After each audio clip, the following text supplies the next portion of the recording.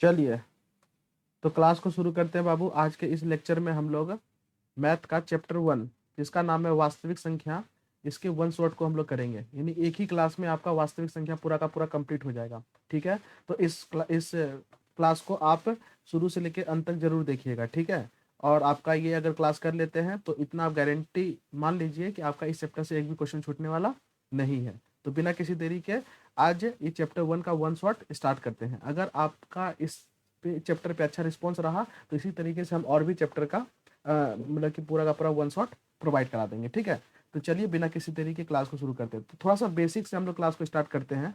तो सबसे पहले हम लोग समझ जाते हैं बाबू, वास्तविक संख्या में सबसे पहले हम लोग समझिए संख्या क्या होता है। 2 मिनट तुरंत चलेंगे। ठीक है, संख्या क्या होता है, जो हम लोग नंबर यूज करते हैं गिनने के लिए, वो सब का सब संख्या है। ठीक है, ये संख्या दो तरह का होता है। एक होता है वास्तविक संख्या, ठीक है, एक होता है आपका वास्तविक संख्या, और दूसरा होता है बाबू आपका काल्पनिक संख्या। ठीक है, ये दो तरह का संख्या होता है, वास्तविक संख्या और काल्पनिक संख्या।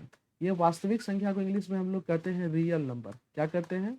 रियल नंबर कहते हैं। और काल्पनिक संख्या को इमेजिनरी नंबर। तो आपको जो पढ़ना है वास्तविक संख्या, जो क्लास 10th में पढ़ना है, वो इसी के बारे में पढ़ना है, यही रियल नंबर के बारे में आपको पढ़ना है। ये जो आपको क्या कहते हैं काल्पनिक संख्या, वो 11th में आपको पढ़ना है। तो इसके बारे में हम लोग अभी बात नहीं करेंगे। ठीक है, इसके बारे में बात नहीं करेंगे हम लोग, केवल इसके बारे में बात करेंगे वास्तविक संख्या के बारे में। तो आइए समझिए वास्तविक संख्या। ये वास्तविक संख्या भी दो तरह का होता है, जिसको हम लोग पहले को कहते हैं परिमेय संख्या, और दूसरे को हम लोग कहते हैं अपरिमेय संख्या। अपरिमेय संख्या। तो यहां से एक बात मेरा क्लियर हो रहा है कि परिमेय संख्या और अपरिमेय संख्या को मिलाने पर जो बनता है वो बनता है वास्तविक संख्या। यानी आपको है ना इस चैप्टर में परिमेय संख्या और अपरिमेय संख्या दोनों के बारे में पढ़ना है। ठीक है, तो आइए बाबू अब परिमेय संख्या के बारे में जान लीजिए। परिमेय संख्या क्या होता है? तो जितना भी प्राकृत संख्या है, जितना भी पूर्ण संख्या है, और जितना भी पूर्णांक है, साथ में जितना भी सम संख्या है, यह विषम संख्या है, जितना भी भाज्य संख्या है, यह अभाज्य संख्या है, यह जितना भी दशमलव संख्या है, ये सब का सब क्या है बाबू? आपका परिमेय संख्या है। ठीक है, तो परिमेय संख्या में याद रखिएगा प्राकृत संख्या, पूर्ण संख्या, पूर्णांक, सम संख्या, विषम संख्या, भाज्य संख्या, अभाज्य संख्या, दशमलव संख्या, ये सभी क्या है? वो परिमेय संख्या है। ठीक है, तो अब हम लोग एक एक करके समझ लेते हैं परिमेय संख्या क्या है और अपरिमेय संख्या क्या है। तो आइए सबसे पहले हम लोग देखते हैं परिमेय संख्या। परिमेय संख्या, जिसको इंग्लिश में हम लोग कहते हैं बाबू रेशनल नंबर। Rational number. आइए देखिए ये रेशनल नंबर क्या होता है। देखिए बाबू, अगर आप किसी भी संख्या को, अगर किसी भी संख्या को आप p बाई क्यू के रूप में लिख दिए, ठीक है, लेकिन कंडीशन है कि q कभी जीरो नहीं होना चाहिए। p बाई क्यू के रूप में तो होना चाहिए, लेकिन q जीरो नहीं होना चाहिए। नीचे वाला जो है वो जीरो नहीं होना चाहिए। ऊपर वाला जीरो हो सकता है, ऊपर वाला हो सकता है, लेकिन नीचे वाला नहीं होना चाहिए। यानी q जीरो नहीं होना चाहिए। एक और कंडीशन है कि p और q जो है ये सअभाज्य संख्या होना चाहिए। कैसी संख्या होना चाहिए? सअभाज्य संख्या। तो यहाँ पर एक वर्ड आ गया सअभाज्य संख्या। तो देखिएगा बाबू, ये जो सअभाज्य संख्या वर्ड है ये क्या होता है? ये सअभाज्य क्या होता है समझिएगा बाबू। अगर कोई दो संख्या है, जैसे हम ले लिए 2 और 3, ये दो संख्या है। अगर दो संख्या लिए और अगर इसका एचसीएफ क्या आ गया? 1 आ गया, तो ये कहलाएगा सअभाज्य संख्या। लेकिन अगर हम बात करेंगे 2 और 4 का, तो 2 और 4 का जो एचसीएफ आएगा वो आएगा आपका 2। इसका मतलब ये सअभाज्य संख्या नहीं है। अगर हम बात करें 5 और 9 का, तो 5 और 9 का जो एचसीएफ आएगा वो आ गया आपका 1। इसका मतलब ये सअभाज्य संख्या है। यानी सअभाज्य संख्या यानी दो संख्याओं को वैसा जोड़ा होता है, वैसा जोड़ा जिसका एचसीएफ हमेशा क्या आता है बाबू? 1 आता है, उसको हम लोग कहते हैं सअभाज्य संख्या। ठीक है, कहिएगा इसका क्या काम है? तो इसका बहुत जबरदस्त काम है, समझिएगा। जैसे हम लिखेंगे बाबू 5/7, तो 5 और 7 इस दोनों का एचसीएफ क्या आ रहा है बाबू? 1 आ रहा है। इसका मतलब ये सअभाज्य संख्या है। और नीचे देखिए क्यू, क्यू मेरा क्या है 7 है, अर्थात 0 नहीं है। इसका मतलब ये मेरा परिमेय संख्या हो गया। 5/7 क्या हो गया, मेरा परिमेय संख्या हो गया। लेकिन कोई अगर लिख देगा 0/5, क्या ये परिमेय संख्या होगा? तो बिल्कुल होगा 0/5। काहे होगा? तो देखिए अभी बात किए ना, नीचे 0 नहीं होना चाहिए, क्यू 0 नहीं होना चाहिए, पी 0 हो सकता है, इसका मतलब ये मेरा परिमेय संख्या है। लेकिन अगर इसी के जगह लिख दे कोई 5/0, तो ये मेरा परिमेय संख्या नहीं होगा, क्योंकि नीचे 0 नहीं होना चाहिए। बात समझ में आया? तो देखिए जैसे अगर और एक एग्जांपल लीजिए, जैसे 8/10 है, तो 8/10 को हम परिमेय नहीं कहेंगे। परिमेय हम इसको कब कहेंगे? क्यों? क्योंकि इस दोनों का देखिए एचसीएफ निकालिएगा ना, तो इस दोनों का एचसीएफ 2 आएगा, और 2 आने पर इसको हम लोग परिमेय संख्या नहीं कह सकते हैं। तो परिमेय कब कहेंगे? जब इसको सरल कीजिएगा तो 4 दूनी 8 और 2 पंचे 10, तो 5/2 जो है ये मेरा क्या कहलाएगा? आपका परिमेय कहलाएगा, क्योंकि 2 और 5 का एचसीएफ निकालिए, आपका यहाँ पे एचसीएफ क्या आ जाएगा? 1 आ जाएगा। तो उम्मीद करता हूँ आपको परिमेय संख्या समझ में आया होगा। ठीक है, जैसे अगर हम -1 ले लें तो बटे में 1 लिख सकते हैं ना, ये भी परिमेय संख्या है। तो आप अधिकांश जो देखेंगे ना, वो क्या है बाबू? परिमेय संख्या है। अब देखिए अपरिमेय संख्या क्या होता है। अब आइए अपरिमेय संख्या पे आते हैं। ओ परिमेय संख्या,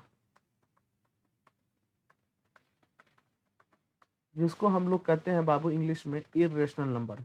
इर्रेशनल नंबर।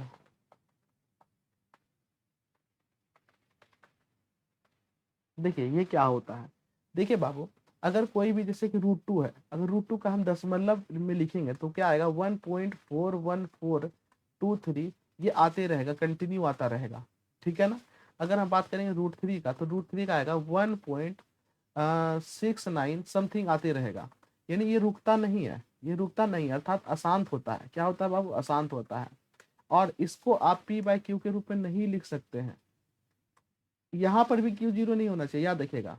यानी जिसको हम p/q के रूप में नहीं लिख सकते हैं, तो आप जितना भी अपरिमेय संख्या होगा उसको आप कभी भी p/q के रूप में नहीं लिख पाइएगा, याद रखिएगा। उसको हम लोग कहेंगे अपरिमेय संख्या। अगर एग्जाम्पल की बात करें तो देखिए जैसे √2, √3, √5, √6, √7, पाई। देखिए बाबू, बहुत बच्चा बोलते हैं कि पाई क्या है बाबू? परिमेय संख्या है। लेकिन पाई परिमेय संख्या नहीं है। लेकिन पाई का जो वैल्यू होगा ना 3.14, वो होगा परिमेय। देखिए वैल्यू जो है वो क्या हो सकता है? मेरा परिमेय होता है। ये जो वैल्यू है ये मेरा क्या है बाबू? परिमेय है। लेकिन पाई जो है ये मेरा अपरिमेय है। पाई क्या है? अपरिमेय है, क्योंकि पाई का ये जो मान आया 3.14, ये पक्का परफेक्ट वैल्यू नहीं होता है। ये क्या होता है बाबू? लगभग मान होता है। ठीक है, याद रखिएगा। जैसे हम बात करेंगे 22/7 की, तो 22/7 अगर एग्जाम में आए ना, तो आंख कान मूंद करके मारिएगा परिमेय। ठीक है, लेकिन अगर आ जाए पाई, तो आंख कान मूंद करके दीजिएगा अपरिमेय। ठीक है, क्योंकि पाई भी जो पाई का मान जो 22/7 होता है, ये लगभग मान होता है। ठीक है, लेकिन अगर √4 आए तो √4 से 2 निकल रहा है, और 2 मेरा परिमेय है। अगर √9 आए, √9 से 3 निकल रहा है, ये मेरा क्या है? परिमेय है। तो जितना भी पूर्ण वर्ग है, ये सब का सब क्या होता है? परिमेय संख्या होता है। लेकिन जैसे √2 हो गया आपका, √3 हो गया, √5 हो गया, √6 हो गया, √7 हो गया, पाई हो गया, ये सब का सब क्या है? वो परिमेय है। तो हम उम्मीद करते हैं आपको ये चीज समझ में आया होगा। ठीक है, तो चलिए आगे बढ़ते हैं। तो अब हम लोग का एग्जाम में एक और टॉपिक है जो कि आपका एग्जाम में आता है, वो है यूक्लिड विभाजन एल्गोरिथम। ये यूक्लिड विभाजन एल्गोरिथम क्या है? बच्चा लोग इससे बहुत डर जाता है, लेकिन डरना नहीं है, ये एकदम बच्चा वाला चीज है। ऐसा है बच्चा वाला, बचपन में खूब ये सब चीज देखे हैं। देखिए बाबू, आप लोग बचपन में मास्टर जी आपको जब भी भाग देते थे बनाने के लिए, ध्यान से सुनिएगा बाबू, बहुत इंपॉर्टेंट है। जब भी आपको मास्टर जी भाग देते थे, तो आप क्या करते थे? कुछ इस तरीके से बनाते थे। जैसे अगर हमको 5 को 2 से भाग देना है, तो 2 दूनी 4, शेषफल मेरा क्या आ गया? 1 आ गया। तो मास्टर जी अपने लिए क्या बोलते थे कि आप इस भाग को चेक कीजिए। आप चेक कैसे करते थे? ये जो बीच वाला 5 होता है ना, ये इस दोनों के गुना के, यानी 2 गुना 2 और शेषफल के जोड़ के बराबर होता है। तो देखिए 2 गुना 2 करेंगे 4 आएगा, और शेषफल जोड़ दिए तो 5 आ गया। तो देखिए जिससे हम भाग दिए थे, जिसको भाग दिए थे, और जो हल कर नहीं पा रहा है वो बराबर आया ना, बराबर आया, इसका मतलब ये क्या है? भाग मेरा सही है। ये जांच करने का एक तरीका था। ठीक है ना। तो बाबू देखिए, हम कोई संख्या को ले लेते हैं ए, जो यहाँ पर 5 था, वो हम यहाँ पर क्या ले लिए हैं? ए ले लिए। ठीक है, हम ए को क्या करते हैं? बी से भाग देते हैं। किससे? बी से। तो यहाँ पर भागफल क्या आ जाएगा? क्यू आ जाएगा। कुछ ना कुछ तो आएगा ना, तो हम क्यू मान लिए। और शेषफल क्या मान लिया हम आर, क्या मान लिया आर। तो अगर हमको चेक करना होगा तो ये जो बीच वाला है, ये जो बीच वाला है ए जो है ये बराबर किसके हो जाएगा, इस दोनों के गुना के, यानी कि बी गुना क्यू के, और जोड़ किसके हो जाएगा, शेषफल आर के, जोड़ किसके हो जाएगा, शेषफल आर के। तो यहाँ से देखिएगा, यहाँ से एक क्या निकल गया बाबू आपका, कुछ ना कुछ तो निकला, इसको आप फॉर्मूला बोल दीजिए, या फिर ये जो यूक्लिड साहब के द्वारा दिया गया था, इसीलिए इसको लोग बोलते हैं यूक्लिड विभाजन, क्योंकि ये भाग में काम आ रहा है, और एल्गोरिथम क्या बोल देते हैं, यूक्लिड विभाजन एल्गोरिथम। क्या बात समझ में आ रहा है, क्योंकि इसका उपयोग हम लोग भाग देने में करते हैं, भाग को जांच करने में, यानी भाग को वेरीफाई करने में करते हैं, ठीक है, इसीलिए इसको हम लोग करते हैं यूक्लिड विभाजन एल्गोरिथम। और इसकी मदद से हम लोग, इसकी मदद से एक चीज निकालना सीखेंगे, इसकी मदद से हम लोग क्या निकालते हैं बाबू, एचसीएफ निकालते हैं। क्या निकालते हैं, एचसीएफ। जो बचपन में आप एचसीएफ निकालते थे ना, वही एचसीएफ हम इसकी मदद से निकालते हैं, जिसको हम लोग कहते हैं हाईएस्ट कॉमन फैक्टर। तो देखिए बाबू, इसकी मदद से हम लोग कैसे एचसीएफ निकालते हैं, अब हम लोग समझेंगे। तो ध्यान दीजिएगा, एचसीएफ निकालने का जो तरीका होता है वो कई तरीका होता है। पहला तरीका जो ये है, भाग विधि, जो बचपन में पढ़े हैं, भाग विधि, जो कि बचपन में पढ़े। और दूसरा जो तरीका है वो है यूक्लिड, सॉरी सॉरी सॉरी, पहला है भाग विधि और दूसरा है अभाज्य गुणनखंड। कैसा है बाबू, अभाज्य गुणनखंड, ये दो विधि है। अब देखिए, भाग विधि अगर अभी पढ़िएगा तो आप बच्चा कहलाइएगा, इसीलिए इस भाग विधि का नाम बदल के क्या कर दिया है, यूक्लिड विभाजन एल्गोरिथम कर दिया है। बस लिखने का तरीका हम बदल देते हैं और एचसीएफ एज इट इज निकलता है, ठीक है। तो हम लोग इस चैप्टर में अभाज्य गुणनखंड भी पढ़ेंगे और भाग विधि भी पढ़ेंगे। तो क्या आप लोग तैयार हैं? अगर आपको क्लास करने में मजा आ रहा है तो कमेंट में एक बार यस जरूर लिखिएगा, ठीक है। चलिए, तो भाग विधि और अभाज्य गुणनखंड हम लोग दोनों पढ़ेंगे। तो सबसे पहले देखिए, एक क्वेश्चन जरूर रहेगा, तो याद रखिएगा, यूक्लिड विभाजन एल्गोरिथम की मदद से हम किस तरीके से क्वेश्चन को निकालते हैं। और यूक्लिड विभाजन एल्गोरिथम क्या है बाबू, ए बराबर बी क्यू प्लस आर। तो चलिए आइए क्वेश्चन को हम लोग देखते हैं। देखिए, क्वेश्चन नंबर पहला लिए हैं, संख्या 135 और 225 का एचसीएफ ज्ञात करने के लिए यूक्लिड विभाजन एल्गोरिथम तकनीकी का प्रयोग करिए। और आपको हम बता देते हैं, इस चैप्टर में, इस क्लास में जो भी क्वेश्चन लिए हैं वो सारा का सारा क्वेश्चन आपके बोर्ड एग्जाम में पूछा गया क्वेश्चन है, इसीलिए आप लोग सारा क्वेश्चन को इंपॉर्टेंट ही समझिएगा, ठीक है। चलिए आइए आइए, सबसे पहले क्या करना है, एकदम प्यारा सा सुंदर से लिख देना है एग्जाम में भी, सॉल्यूशन। क्या लिख देना है, सॉल्यूशन, ठीक है। अब हमको निकालना किसका, एचसीएफ 135 और 225 का, ठीक है। तो हमको निकालना है चूंकि 135 का और 225 का, तो 135 क्या है बाबू, छोटा है, और 225 क्या है, बड़ा है। आपको क्या करना है, एग्जाम में भी रफ में ये काम करना है, ये काम करना है कहाँ, रफ में, ठीक है। आपको ये काम करना है रफ में, ठीक है। जो अभी हम कर रहे हैं ना, ये काम आपको रफ में करना है, ठीक है, जो कि आपको फायदा पहुंचाएगा। क्या करना है आपको, भाग विधि आप जानते ही है ना, तो आप क्या कीजिए, ये भाग विधि से आप पहले इसको निकालिए। एक बार में क्या आएगा, 135 आ गया, शेषफल क्या आ गया बाबू, 0। अब देखिएगा 12, इससे पहचानेंगे 12, 12 में 3 चला गया तो कितना हो जाएगा बाबू, 9 3 12, ठीक है। अब यहाँ पे बचेगा एक, एक में एक चला गया 0। अब यहाँ पे उतरेगा क्या, 135। अब बचपन में जैसे भाग देकर के एचसीएफ निकालते हैं, एज इट इज वैसे ही निकालिए, एकदम एक जैसा। तो 90 का 90, यहाँ उतर जाएगा 5, यहाँ उतर जाएगा 4। तो अब क्या करेंगे हम, 90 को 45 से देंगे, तो 45 दूनी 90, कट गया। तो जिस संख्या से पूरा पूरी कटता है उस संख्या को हम लोग कहते हैं एचसीएफ। तो यहाँ पे 45 से पूरा पूरी कट गया ना, तो मेरा 45 मेरा क्या कहलाएगा, एचसीएफ कहलाएगा, ठीक है ना। तो आइए अब देखिए हम लोग किस तरीके से, कितना आसानी से हम लोग निकालते हैं। तो यहाँ पर लिख दिए ना, अब लिखेंगे, 2 मिनट रुक जाइएगा, अब लिखेंगे यूक्लिड विभाजन एल्गोरिथम, ठीक है, यूक्लिड विभाजन एल्गोरिथम। अभी बताइए, यूक्लिड विभाजन एल्गोरिथम जो है वो है क्या, अभी हम बताए ना, a equal to B Q plus R, ठीक है। ये जो है यूक्लिड विभाजन एल्गोरिथम है। अब आइए इसकी मदद से हम लोग देखिए किस तरीके से निकालते हैं।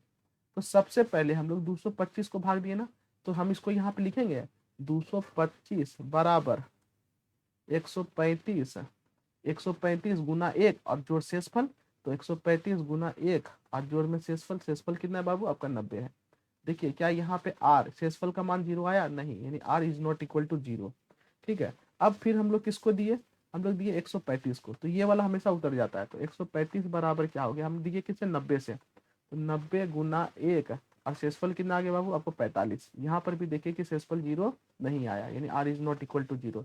फिर हम लोग किसको दिए 90 को दिए, किससे दिए 45 से दिए थे, तो 45 दूनी 90, और यहाँ पर देखिए आपका जोड़ में क्या आ गया 0, यहाँ पर आपका आर 0 आ गया। जब शेषफल 0 आ जाएगा ना, भाग को वहीं पे खत्म कर देंगे, तो लिखेंगे अतः HCF किसका किसका बाबू, तो 135 का और 225 का, वो कितना निकल के आ गया, तो आपका आ गया 45। ठीक है, कितना आ गया आपका 45 आ गया, तो ये मेरा क्या हो जाएगा आंसर। तो याद रखिएगा यहाँ पर जो किए हैं इसी का आपको नंबर मिलेगा, इसी का आपको नंबर मिलेगा एग्जाम में।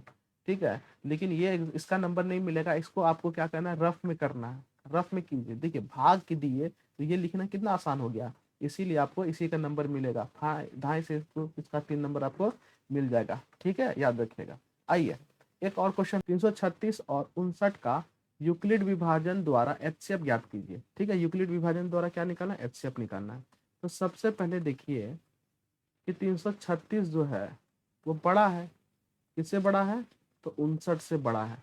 ठीक है ना, हमको किसकी मदद से निकालना है, तो यूक्लिड विभाजन एल्गोरिथम की मदद से। ठीक है, जिसको हम लोग यूक्लिड विभाजन एल्गोरिथम, जिसको हम लोग क्या करते हैं बाबू, A equal to B Q plus R, यही है ना यूक्लिड विभाजन एल्गोरिथम, इसी की मदद से निकालना है। तो आपको हम बताए हैं कि सबसे पहले क्या करना है ना, आपको रफ कर लेना है, बोले या ना बोले आपको सबसे पहले क्या करना है, रफ, ये अपने लिए करना है, आपको अपने लिए रफ करना है। ठीक है, अब रफ में क्या करेंगे, देखिए ध्यान दीजिएगा, ये पीछे करना है कॉपी के पीछे में। रफ में हम क्या करेंगे, 336 को 59 से हम लोग भाग देंगे। ठीक है ना, चलिए अगर हम एक बार देंगे, एक बार में तो हो ही नहीं सकता है, तो 5 बार में आइए देते हैं, तो 59 गुना 5 आपका हो जाएगा 295।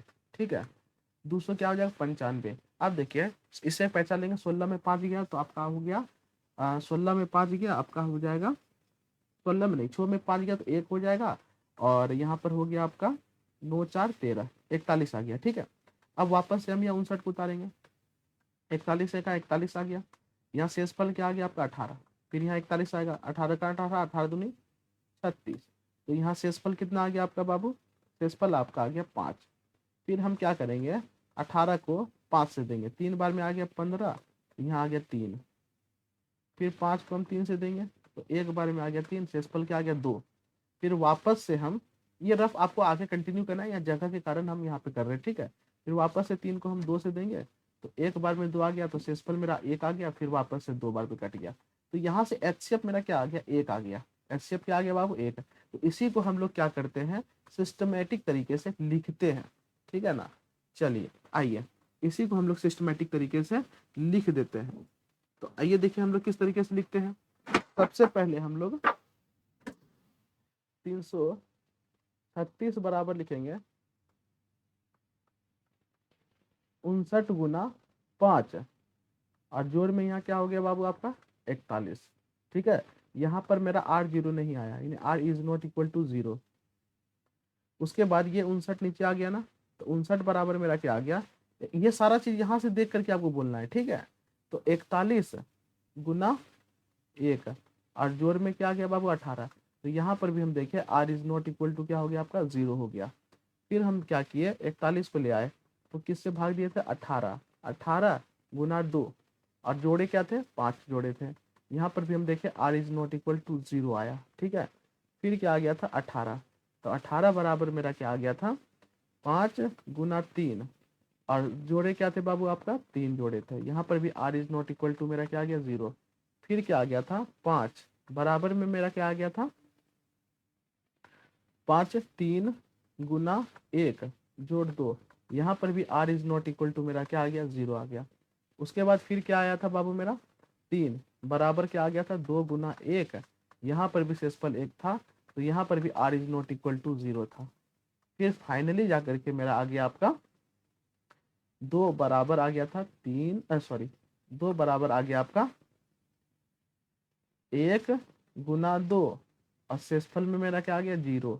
तो यहाँ पर आ गया आपका r इक्वल टू 0। जब r इक्वल टू 0 हो जाए वहीं पर रुक जाना है, तो लिखेंगे अतः HCF ऑफ किसका किसका बाबू, HCF निकाले 336 का और 69 का, वो कितना आ गया आपका बराबर में 1 आ गया। ये आपका हो गया आंसर। ठीक है, तो रफ के बिना ये दिक्कत हो जाएगा, इसीलिए ये काम आपको एग्जाम में पीछे करना ही पड़ेगा, नहीं तो फिर क्या हो जाएगा, दिक्कत हो जाएगा। चलिए नेक्स्ट क्वेश्चन पे चलते हैं।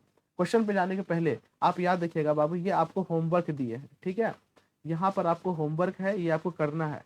देखिए ये सब का सब यूक्लिड विभाजन एल्गोरिथम पे बनने वाला है। यूक्लिड विभाजन एल्गोरिथम, ये सारा का सारा स्क्रीनशॉट लेकर के आप इसको बनाइएगा जरूर, और ठीक है, और इसका आंसर को है ना कमेंट में जरूर दीजिएगा। ठीक है, क्वेश्चन नंबर 1 का आंसर इस तरीके से दीजिएगा, और इसको a equal to B Q plus R की मदद से बनाना। आपको होमवर्क ये दिया जा रहा है। ठीक है, अगर अभी मेहनत नहीं कीजिएगा तो फिर कब कीजिएगा, इसीलिए ये 6 क्वेश्चन को जरूर बनाइएगा। आइए आगे आते हैं। अब समझिएगा बाबू, ये अभाज्य गुणनखंड होता क्या है, अभाज्य गुणनखंड होता क्या है समझिएगा बाबू। जैसे ध्यान से सुनिएगा, अगर हम बात करेंगे 10 का, तो 10 मेरा क्या है बाबू, 10 मेरा एक भाज्य संख्या है। 10 कैसी संख्या है, भाज्य संख्या। अगर 10 को हम लिख दे 2 गुना 5, तो यहाँ देखिए 2 भी अभाज्य है, 5 भी अभाज्य है। तो ये जो हुआ तोड़ दिए ना, गुना के रूप में तोड़े ना, इसीलिए इसको कहेंगे अभाज्य, और गुना के रूप में तोड़े ना यानी गुणन खंड, क्या कहलाएगा, अभाज्य गुणनखंड। यानी किसी भी भाज्य संख्या को अभाज्य संख्या के रूप में तोड़ देना कहलाता है अभाज्य गुणनखंड। जैसे हम 20 है, तो 20 को हम क्या लिखेंगे 2 गुना 5, तो देखिए इसमें तीनों क्या है, अभाज्य संख्या है। अगर हम बात करें 14 का, तो लिखेंगे 2 गुना 7, तो देखिए ये दोनों क्या है, अभाज्य संख्या है। अगर लिखेंगे हम 25, तो 25 को हम लिखेंगे 5 गुना 5, तो देखिए दोनों क्या है, अभाज्य संख्या है। तो किसी भी भाज्य संख्या को अभाज्य संख्या में तोड़ देना, इसको कर लेते हैं हम लोग अभाज्य गुणनखंड। क्या कहते हैं, अभाज्य गुणनखंड। आपको एग्जाम में क्वेश्चन देगा कि 144 का अभाज्य गुणनखंड करें, तो कुछ नहीं कीजिएगा, 2 से, 2 सती 14, फिर 2 दूनी 4, फिर 2 से करेंगे 2 तिया 6, 2 छकी 12, फिर 2 से करेंगे 2 एक 2, 2 अठी 16, फिर 2 से करेंगे 2 नमा 18, फिर 3 से करेंगे 3 तिया 9, 3 एक 3। तो देखिए 144 को हम क्या लिखेंगे, 2 गुना 2 गुना 2 गुना 2 गुना 3 गुना 3 बराबर क्या हो गया, 2 पे पावर क्या वो आ गया 4 आ गया, और गुना 3 पे पावर क्या आ गया 2। तो ये देखिए 2 और 3 है ना, उसके अलावा कुछ नहीं है। ये कहलाएगा अभाज्य गुणनखंड। क्या कहलाएगा, अभाज्य गुणनखंड कहलाएगा। इस अभाज्य गुणनखंड की मदद से आपको क्वेश्चन में कहता है कि अभाज्य गुणनखंड की मदद से आप 2 चीज निकाल सकते हैं, HCF भी निकाल सकते हैं और LCM भी निकाल सकते हैं। याद रखिएगा, अभाज्य गुणनखंड की मदद से HCF और LCM दोनों निकाल सकते हैं, लेकिन A बराबर B Q plus R Euclid विभाजन एल्गोरिथम की मदद से केवल और केवल HCF ही निकाला जा सकता है। इसकी मदद से LCM निकालना संभव नहीं है, इस बात को आप याद रखिएगा। ठीक है, तो आइए हम लोग आगे बढ़ते हैं।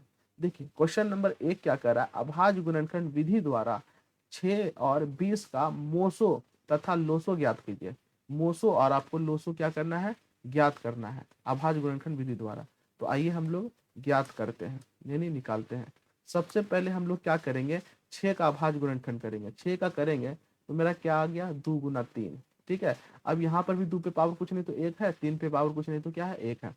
अगर हम 20 को तोड़ेंगे तो 20 का आएगा बाबू 2 गुना 5, यानी कि 2 पे पावर 2 और गुना 5 पे पावर 1। क्या बात समझ पाए। ठीक है, तो आइए सबसे पहले हम निकालते हैं HCF। क्या निकालते हैं, HCF। तो याद रखिएगा बाबू, इधर आपको नोट दे करके कुछ इंपॉर्टेंट बात आपको बता देते हैं, इंपॉर्टेंट VVI बात, जिसको आप याद रखेगा। ठीक है, ये VVI बात क्या है, ध्यान समझिएगा। पहला, अगर आपको निकालना हो HCF, तो याद रखिएगा आपको क्या खोजना है, कॉमन चीज खोजना है। कॉमन का मतलब होता है उभयनिष्ठ, वैसा चीज जो दोनों में हो। जैसे अगर हम बात करें 6 का, तो 6 में 2 भी है और 3 भी है। और यहाँ 20 की बात करें तो 2 है 5 है, तो उभयनिष्ठ क्या है, तो आपका 2 इसमें भी है 2 इसमें भी है, तो 2 मेरा क्या हो गया, उभयनिष्ठ हो गया। 2 मेरा क्या हो गया, उभयनिष्ठ। तो आपको क्या देखना है, उभयनिष्ठ देखना है पहला चीज। दूसरा चीज क्या देखना है, छोटा घात। क्या देखना है, छोटा घात। तो देखिएगा बाबू, यहाँ 2 पे पावर 1 है और यहाँ पर 2 पे पावर क्या है, 2 है। तो छोटा घात क्या है, 1 है। तो छोटा घात 1 बराबर 2। तो बाबू एचसीएफ मेरा क्या आ गया, 2 आ गया। एचसीएफ क्या आ गया, 2। लेकिन अगर हम बात करेंगे एलसीएम का, तो एलसीएम में आपको याद रखना है पहला चीज, पहला संख्या जिसका उपयोग हुआ है, संख्या जिसका क्या हुआ है, उपयोग हुआ है। जैसे देखिएगा, यहाँ पर किसका किसका उपयोग हुआ है, 2 का और 3 का।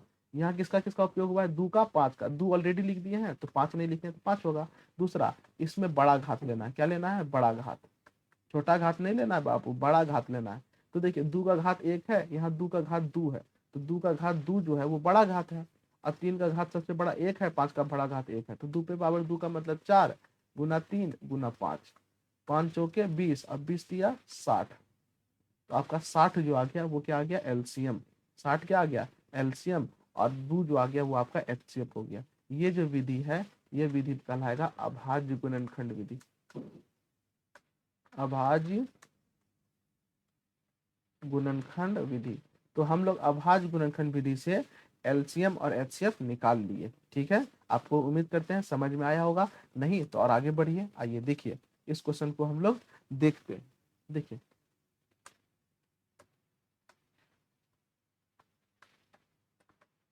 देखिए आपको क्या कह रहा है बाबू, 96 और 404।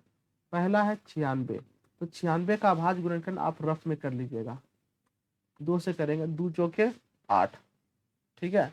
और 2 अठी 16, फिर 2 से करेंगे, 2 दूनी 4 और 2 चौके 8, फिर 2 से करेंगे 12 बार में आ जाएगा, फिर 2 से करेंगे 6 बार में आ जाएगा, फिर 2 से करेंगे 3 बार में आ जाएगा। तो सीधा लिखते घात 2 3 4 5। तो इसको लिखेंगे 2 पे पावर 5 और गुना 3 पे पावर 1। ठीक है। अगर हम फिर बात करें 404 का, तो आइए 404 का भी कर लिए लेते हैं। तो 404 को लिखेंगे 2 से, 2 दूनी 4 0, 2 दूनी 4, फिर 2 से, 2 1 2 0 1, अब नहीं कटेगा, नहीं 2 पे पावर 2 और गुना 101 पे पावर कुछ नहीं तो 1 है। आइए सबसे पहले हम लोग क्या निकालेंगे बाबू, सबसे पहले निकालेंगे एचसीएफ। तो एचसीएफ निकालने में क्या बताया, जिसका जिसका उपयोग होता है, जो दोनों में कॉमन हो। तो देखिए 2 दोनों में है ना, 2 दोनों में है। अब देखिए यहाँ पे बड़का घात क्या है, 5 है, यहाँ पे घात 2 है, तो सबसे छोटा घात लेना है तो 2 ही होगा। तो 2 पे पावर 2 का मतलब क्या हो गया, 4। तो मेरा एचसीएफ मेरा क्या आ गया, 4। अगर हम बात करें एलसीएम का, तो एलसीएम में देखिए किसका किसका उपयोग हुआ है, 2 5 और किसका यूज हुआ है, 101 का। तो देखिए 2 का सबसे बड़ा घात क्या है, 5 है, और 5 पावर 1 हो गया, इसका भी पावर 1 हो गया, तो 2 पे पावर 5 है। 2 पे पावर का मास का मतलब क्या होगा, 2 का 2 दूनी 4 दूनी 8 दूनी 16 दूनी 32। ये हो गया 32 गुना 5 और गुना में क्या हो गया, 101। तो जल्दी से 32 गुना 5 गुना 101 कीजिए फटाफट। हम भी कर लेते हैं यहाँ पर 32 गुना, कैलकुलेटर से कर लेते हैं, 32 गुना 5 गुना 101। तो आपका मेरा आ गया बाबू, आपका 16,160। ये मेरा आ गया, क्या आ गया बाबू, एलसीएम। क्या आ गया बाबू, एलसीएम आ गया। 32 गुना 5 गुना 101 जब किए, ये 5 कहाँ से आएगा बाबू, ये 5 नहीं आएगा।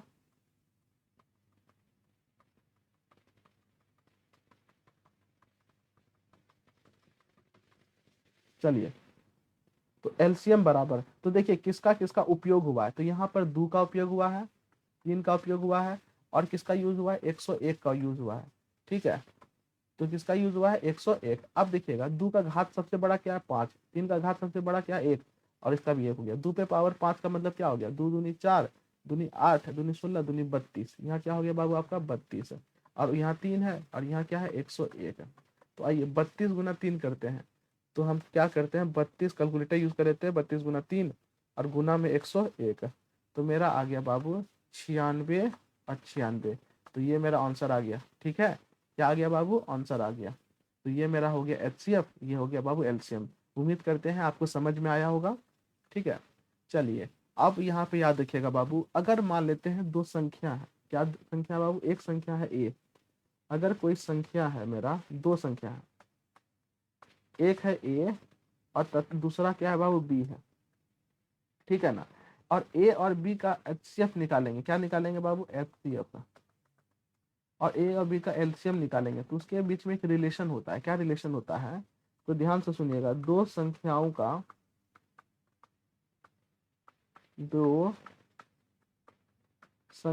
का गुणनफल, कौन सा फल? गुणनफल बराबर जो होता है वो होता है एचसीएफ गुना एलसीएम। तो ये फॉर्मूला आपको याद रखना है। दो संख्याओं का गुणनफल बराबर क्या होता है? एचसीएफ गुना एलसीएम। ठीक है, ये फॉर्मूला है, आपको इंपॉर्टेंट है, ये याद रखना है। दो संख्याओं का गुणनफल बराबर होता है एचसीएफ गुना एलसीएम। तो अब आइए बाबू थोड़ा सा समझिएगा। देखिए यहाँ पर भी दो संख्या था, एक था 6, एक क्या था बाबू आपका? 6 था, एक था 20। 6 और 20 ये दो संख्या था। इसका एचसीएफ कितना आया था? 2। एलसीएम कितना आया था? 60। आइए चेक करते हैं। देखिए संख्या क्या था? 6 और 20। इसका अगर गुणनफल करेंगे तो क्या आएगा? 120। अगर हम इसी का एचसीएफ और एलसीएम का गुणनफल करें तो एचसीएफ आया था कितना बाबू आपका? चेक कर लीजिए। देखिए एचसीएफ आया था आपका 2, एलसीएम आया था 60। 2 और गुना में क्या था? 60। गुना करेंगे 120। देखिए ये दोनों बराबर आ गया। तो इससे मतलब पता चलता है दो संख्याओं का गुणनफल बराबर एचसीएफ गुना एलसीएम। यह केवल दो संख्या के लिए ही सही होगा, मान्य होगा, केवल दो संख्या के लिए। याद रखिएगा, अगर तीन संख्या आ गया तो तीन संख्या में यह फॉर्मूला काम नहीं करता है। इस बात को हमेशा ध्यान में रखिएगा। ठीक है, आइए इस पे क्वेश्चन हम लोग बनाते हैं। क्वेश्चन नंबर देखिए 3 क्या कर रहा है? दो संख्याओं का मोसो कितना दिया हुआ बाबू? 23 दिया हुआ है। तो सॉल्यूशन देंगे। मोसो बोले तो बाबू सबसे पहले लिख दीजिए गिवन। मोसो बोले तो एचसीएफ। एचसीएफ आपको कितना दिया हुआ? बाबू 23 दिया हुआ है। एचसीएफ कितना दिया हुआ है? 23 दिया हुआ है। और कह रहा है लोसो कितना है बाबू? 1449 है। यानी एलसीएम कितना दिया हुआ बाबू आपको? 1449 दिया हुआ है, जिसमें से एक संख्या है 161। एक संख्या आपको दिया हुआ है कितना बाबू? 161। आपसे दूसरा संख्या पूछ रहा है तो आपको फॉर्मूला मालूम होना चाहिए कि दो संख्याओं का गुणनफल, दो संख्या का गुणनफल बराबर एलसीएम गुना एचसीएफ। ठीक है, अब ये मत बोलिएगा कि सर उल्टा क्या लिख दिए। बाबू उल्टा पुल्टा कुछ नहीं होता है। एलसीएम गुना एचसीएफ बोलिए, ये एचसीएफ गुना एलसीएम बोलिए, एक ही बात है, ज्यादा कोई दिक्कत वाली बात नहीं है। ठीक है, आइए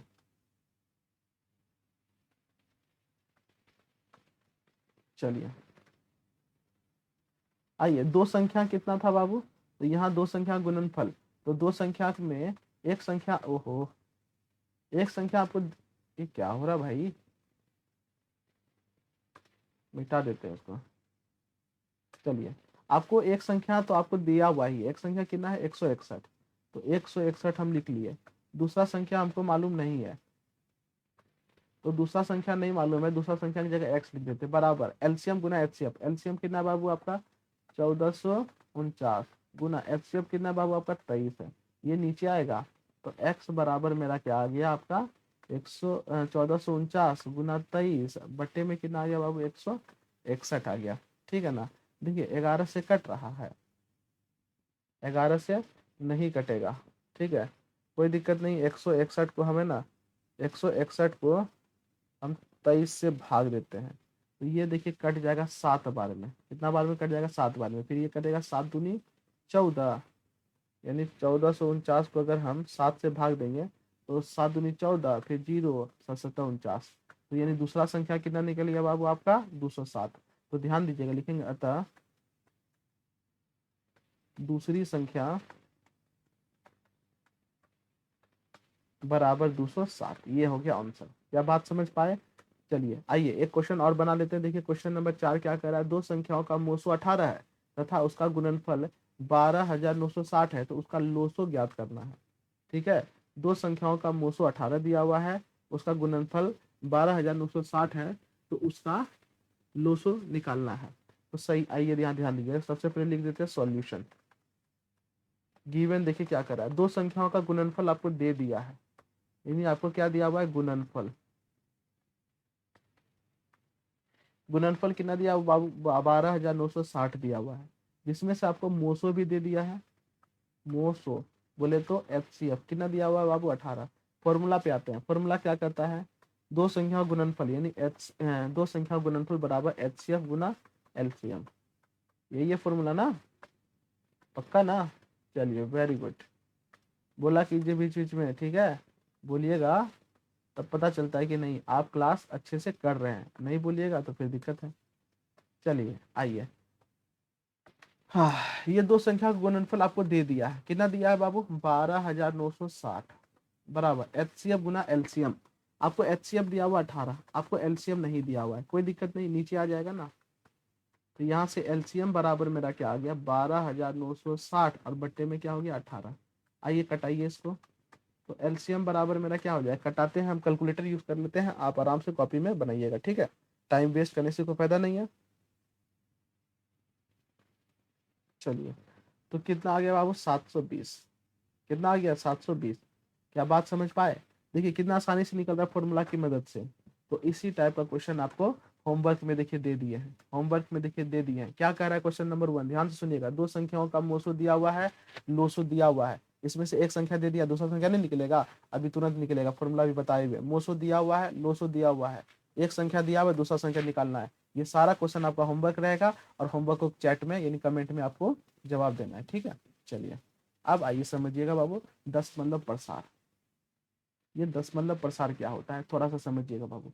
अगर हम 5 को 2 से भाग देंगे, तो आइए दे देते हैं, 5 को हम 2 से भाग देते हैं, तो 2 दूनी क्या आ गया 4, कट गया, कटेगा नहीं, प्लस आ जाएगा एक। अब देखिए कटेगा नहीं तो 10 मतलब देंगे, यहाँ 0 आएगा, 2 पंचे क्या आ गया 10। तो देखिए हम 5/2 को क्या लिख सकते हैं, 2.5 ना। ये जो है यही कहलाएगा 10 मतलब प्रसार, यही क्या कहलाता है, 10 मतलब प्रसार कहलाता है, ठीक है। अब आइए बाबू, इसको हम हटा देते हैं टोटल। ये जो दशमलव प्रसार होता है, ये दशमलव प्रसार होता है दो तरह का। कितना तरह का होता है बाबू, दो तरह का होता है।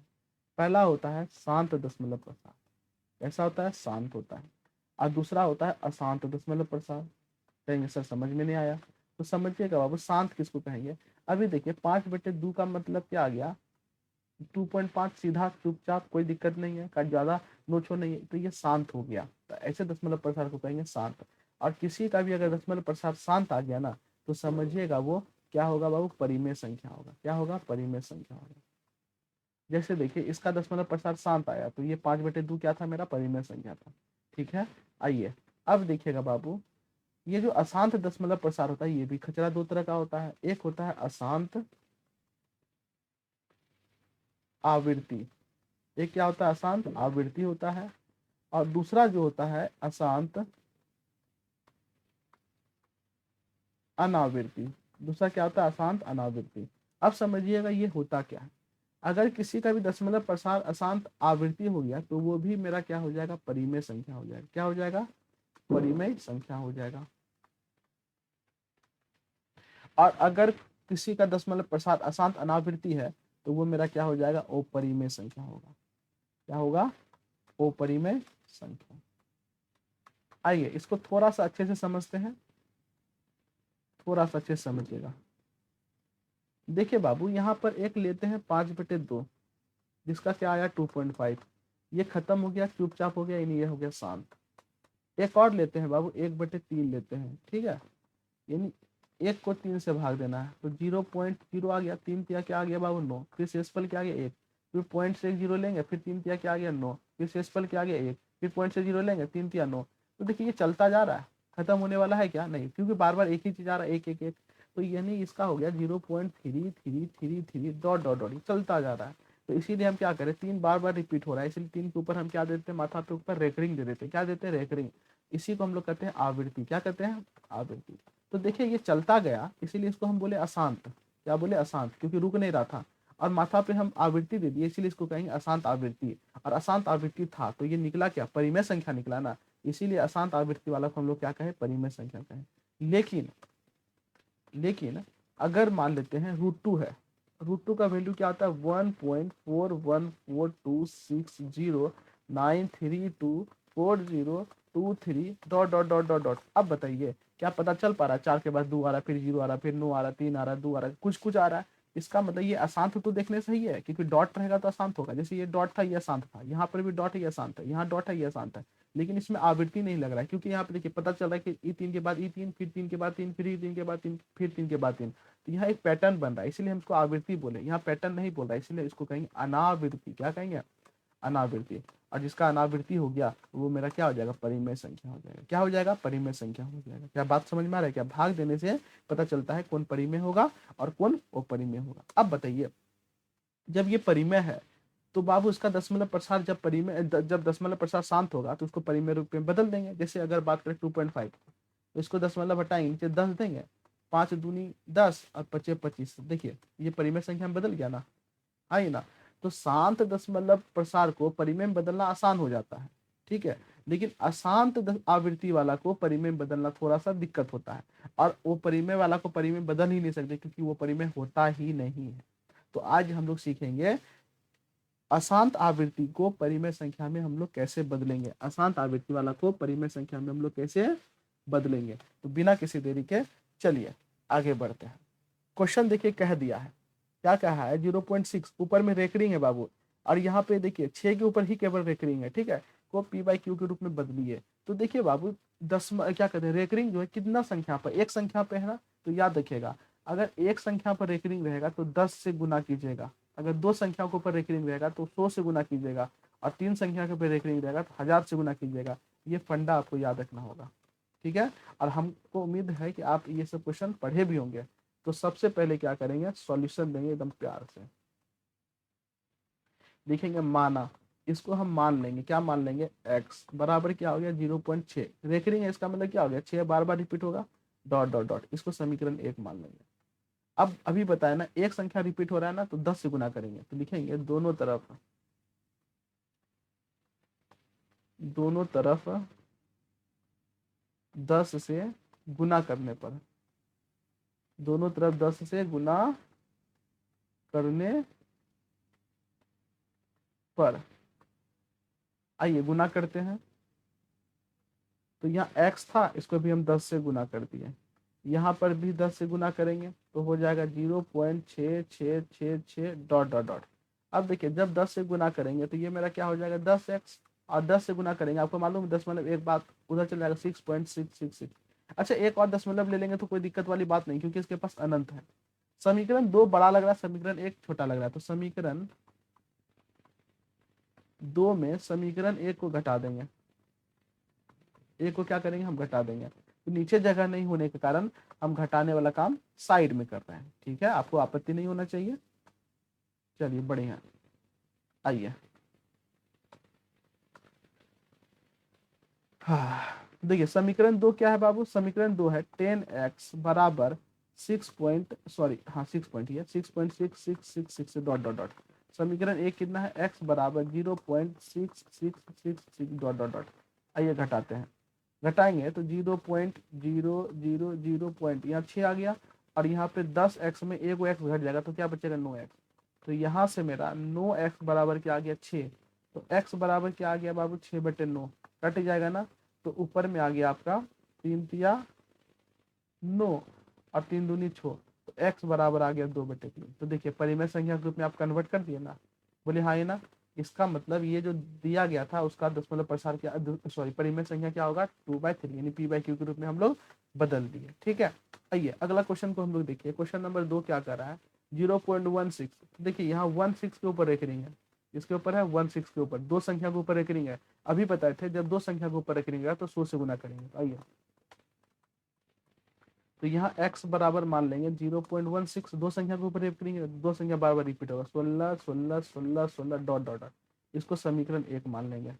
अब दो संख्या रिपीट हो रहा है तो 100 से गुना करेंगे, तो लिखेंगे समीकरण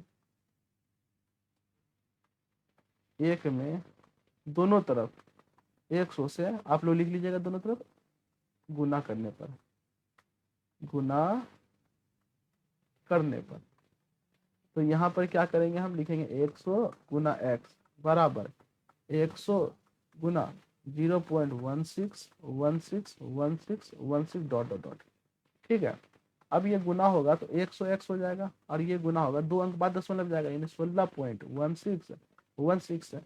अब 16 एक 16 और भी लिख लेंगे तो कोई दिक्कत वाली बात नहीं है, ठीक है। तो लिख सकते हैं हम डॉट डॉट डॉट। ये समीकरण 2 हो गया। तो अब हम क्या करेंगे, समीकरण 2 में एक घटा देंगे, तो लिखेंगे समीकरण 2 में समीकरण 1 को घटाने पर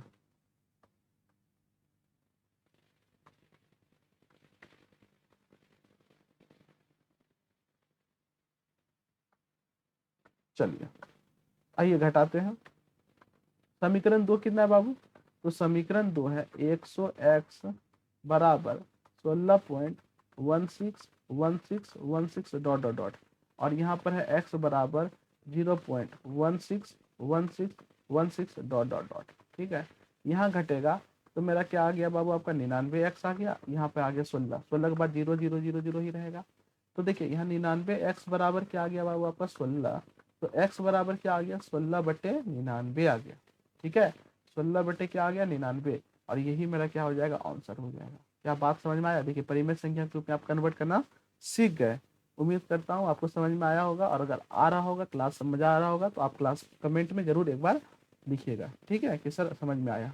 चलिए आइए, अब देखिए एक क्वेश्चन आता है इस टाइप का, यहाँ पे आपको क्या है, सिद्ध करना रहेगा कि √2 एक अपरिमेय संख्या है। हम जानते हैं कि अपरिमेय संख्या है, लेकिन इसको सिद्ध कर देना है। ठीक है, आइए हम लोग सिद्ध करते हैं। ये क्वेश्चन आएगा ही आएगा, भी आई है, भी आई, याद रखिएगा, एकदम आता ही आता है। तो देखिए सिद्ध करना है ना, तो हम क्या करेंगे, हमेशा जो चीज हमको दिया रहेगा इसका उल्टा मानेंगे। तो हमको क्या प्रूफ करना है कि ये एक अपरिमेय संख्या है, तो हम क्या मान लेंगे कि ये एक परिमेय संख्या है। ठीक है, हम मान लेंगे, तो लिखेंगे माना, माना √2 एक परिमेय संख्या है, परिमेय संख्या है। अब जब परिमेय संख्या है बाबू, तो हम लिखेंगे तो √2 बराबर p/q। आपको बताया तो परिमेय संख्या p/q के रूप में रहता है, जहाँ q is not equal to 0 होगा, और p और q क्या होना चाहिए, सअभाज्य, सअभाज्य। अगर स्वअभाज्य नहीं हुआ तो ये मेरा परिमेय संख्या भी नहीं होगा, इस बात को ध्यान रखिएगा। स्वअभाज्य का मतलब दोनों का एचसीएफ क्या आना चाहिए, 1 आना चाहिए। अच्छी बात है, कोई दिक्कत वाली बात नहीं। अब देखिएगा ये q उधर जाएगा तो क्या हो जाएगा, √2q बराबर में क्या आ गया, p। इसको मान लेते हैं इक्वेशन 1। अब क्या करेंगे, दोनों तरफ वर्क करेंगे, लिखेंगे दोनों तरफ वर्क करने पर, दोनों तरफ वर्ग करने पर, आइए वर्क करेंगे। तो यहाँ पे क्या है, √2q का स्क्वायर बराबर p का स्क्वायर। तो यहाँ पर मेरा क्या हो जाएगा, 2 √2 का स्क्वायर क्या हो जाएगा बाबू, 2q स्क्वायर बराबर हो जाएगा मेरा p स्क्वायर। ठीक है, अब 2 नीचे आएगा, तो q स्क्वायर बराबर मेरा क्या आ गया बाबू, p स्क्वायर बटे 2। बोलिए हाँ ये ना, ये आया कि नहीं आया, बढ़िया है। तो अब यहाँ से हम देखिए क्या लिख सकते हैं, यहाँ से हम लिख सकते हैं p स्क्वायर जो है 2 से विभाजित है, इसका मतलब यही होता है ना। तो यहाँ से लिखेंगे चूंकि p स्क्वायर 2 से क्या है, विभाजित है, विभाजित है। जब p स्क्वायर 2 से विभाजित है तो लिखेंगे इसलिए केवल p भी 2 से 2 से विभाजित होगा, विभाजित होगा। तो ये जो है ये कोई समीकरण नहीं है, ये जो लिखे हैं बाबू ये कोई समीकरण नहीं है, ये क्या है बाबू, कथन है। तो इसीलिए हम इसको लिखेंगे कथन ए। ये क्या है बाबू, कथन ए है। क्या बात समझ पाए? अब हम क्या करेंगे, ध्यान से सुनिएगा, इसको हम समीकरण क्या मान लेते हैं, 2। अब हम क्या करते हैं, मान लेते हैं, क्या करते हैं हम, मान लेते हैं, माना p बराबर हम मान लेते हैं 2m। p बराबर क्या मान लेते हैं, 2m। ये जो p है ना, इस p की जगह 2m मान लेते हैं। ठीक है, अब ये जो है इसका मान हम 2 में रख देते हैं, इसमें रख देते हैं 2 में। तो यहाँ पे होगा q स्क्वायर बराबर मेरा क्या आ जाएगा, p की जगह लिखे हैं 2m का स्क्वायर, और बट्टे में क्या आ गया 2, यानी 4m का स्क्वायर, और बट्टे में क्या आ गया 2, ये 2 कट गया ना। अब ये 2 कहाँ आ जाएगा, नीचे आ जाएगा, यानी m स्क्वायर बराबर क्या आ गया बाबू, q स्क्वायर बटे 2। अब यहाँ से देखिए 2 मिनट रुकिएगा थोड़ा सा।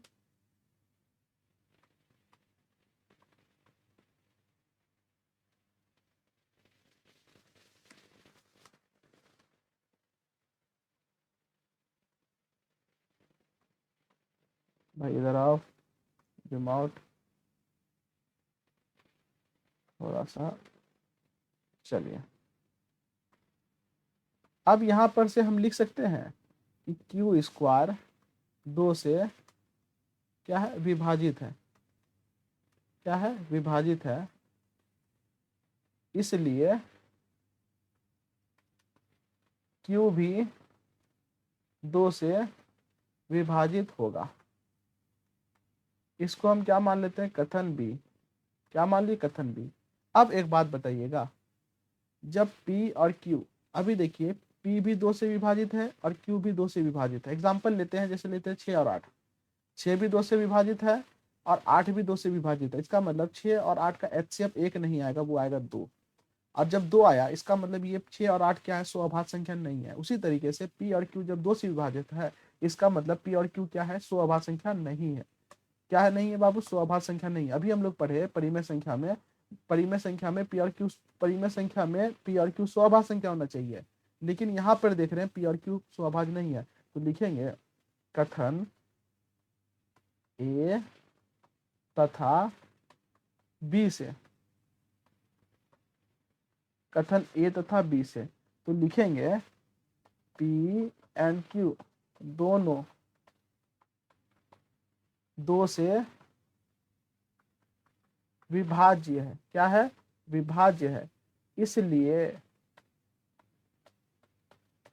आप लोग अच्छे से लिखिएगा, P और Q सअभाज्य नहीं है, सअभाज्य नहीं है। अब बाबू जब सअभाज्य नहीं होगा, इसका मतलब क्या हो गया, देखिए P और Q को हम लोग क्या माने थे, परिमेय, तो इसका मतलब P और Q परिमेय नहीं होगा। इसलिए P एंड Q परिमेय संख्या नहीं है, परिमेय संख्या नहीं है। जब ये परिमेय नहीं होगा तो क्या होगा, अपरिमेय। जब P और Q अपरिमेय हो गया, इसका मतलब √2 क्या होगा, अपरिमेय। आप लोग लिखिएगा, लिखते हैं हम सीधा, अतः √2 एक अपरिमेय संख्या है। √2 क्या है बाबू, एक अपरिमेय संख्या है। आप इस तरीके से जब भी लिखेगा, 2.5 से आपको 5 नंबर मिलेगा। ये लॉन्ग टाइप क्वेश्चन होता है, 5 नंबर का आता है। कई बार 3 नंबर में भी पूछ दिया जाता है। ठीक है, तो उम्मीद करता हूँ आपको समझ में आया होगा। चलिए नेक्स्ट क्वेश्चन पे चलते हैं। चलिए आइए नेक्स्ट क्वेश्चन देखिए, क्वेश्चन नंबर 2 देखिए क्या करा है, सिद्ध करे 3 + √5 एक अपरिमेय संख्या। आप कहिएगा कि और माथा पटक लीजिएगा, तो कहिए नहीं, ये और आसान है बाबू। देखिए क्या है, बस ये माना क्या 3 + √5 एक क्या है बाबू, परिमेय संख्या है। क्या है, परिमेय संख्या है। अब देखिएगा बाबू, तो जब परिमेय है तो हम लिखेंगे कि 3 + √5 बराबर P/Q, क्योंकि परिमेय को P/Q के रूप में लिखते हैं। Q ≠ = 0 और P और Q सहभाज्य होना चाहिए। अब देखिए क्या कीजिए, हम जानते हैं कि अभी पढ़े ना, √2 एक अपरिमेय है, तो √5 भी होगा, √3 भी होगा। तो हम √5 को रहने देते हैं, P/Q और माइनस यहाँ 3 होगा, तो लिखेंगे हम जानते हैं कि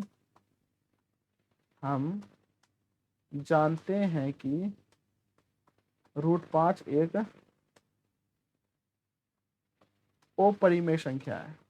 अपरिमेय संख्या, जब ये अपरिमेय है तो ये पूरा भी क्या होगा, अपरिमेय।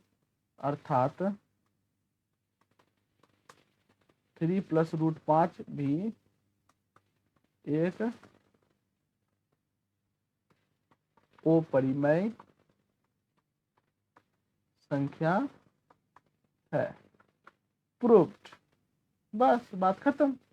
ठीक है, चलिए तो ये बाबू आपका होमवर्क है, प्रूफ कीजिएगा। √2 एक अपरिमेय संख्या भी बता दिए, 5 - √5 √3 एक अपरिमेय संख्या, ये प्रूफ करना है। √3 3 + √5 4 - √5 √5 √7 3 + 2 √5, खाली कुछ नहीं। देखिए जहाँ √2 था वहाँ √3 कर दीजिएगा, √5 कर दीजिएगा, √7 कीजिएगा, आराम से प्रूफ हो जाएगा। ठीक है, चलिए यहाँ तक कोई दिक्कत नहीं है। अब एक क्वेश्चन आपका आता है बाबू कि शांत तथा अशांत पता लगाने के लिए, जैसे एग्जांपल लेते हैं, हम लिखे 2/5, 2/5 का दशमलव प्रसार आया 2.5, लिखे 1/3, इसका आया 0.333। तो देखिए इसका दशमलव प्रसार आ गया शांत और इसका कैसा आ गया अशांत। तो हम पता कैसे लगाएंगे, तो सुनिए समझिए, यहाँ पे हम नोट करके लिख देते हैं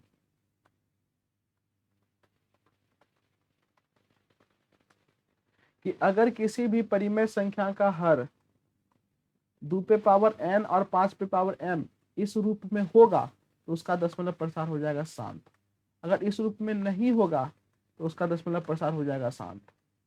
जैसे समझिएगा यहाँ 3 है ना, तो 3 में 2 और 5 के अलावा कुछ नहीं आना चाहिए, लेकिन यहाँ 3 आ गया, इसीलिए ये क्या हो गया अशांत। यहाँ देखिए 5 है तो 5 पे पावर 1 है, यहाँ 2 पे पावर कुछ नहीं तो क्या है 0, इसका मतलब 2 और 5 है, इसका मतलब इसलिए ये क्या हो गया शांत हो गया। ठीक है, चलिए तो जल्दी से आप लोग क्या कीजिए कमेंट में कि जितना भी क्वेश्चन दिए वो क्वेश्चन का क्या कीजिए आंसर जल्दी से दीजिएगा। ठीक है, आंसर दीजिएगा और बताइएगा कि क्या क्लास करने में मजा आया। और अगर चाहते हैं कि आप चैप्टर 2 का, चैप्टर 3 का और भी चैप्टर का आपको मिले तो एक बार जरूर आप कमेंट में लिखिएगा कि सर और भी चैप्टर का चाहिए। ठीक है, तब तक के लिए बाय, ओके।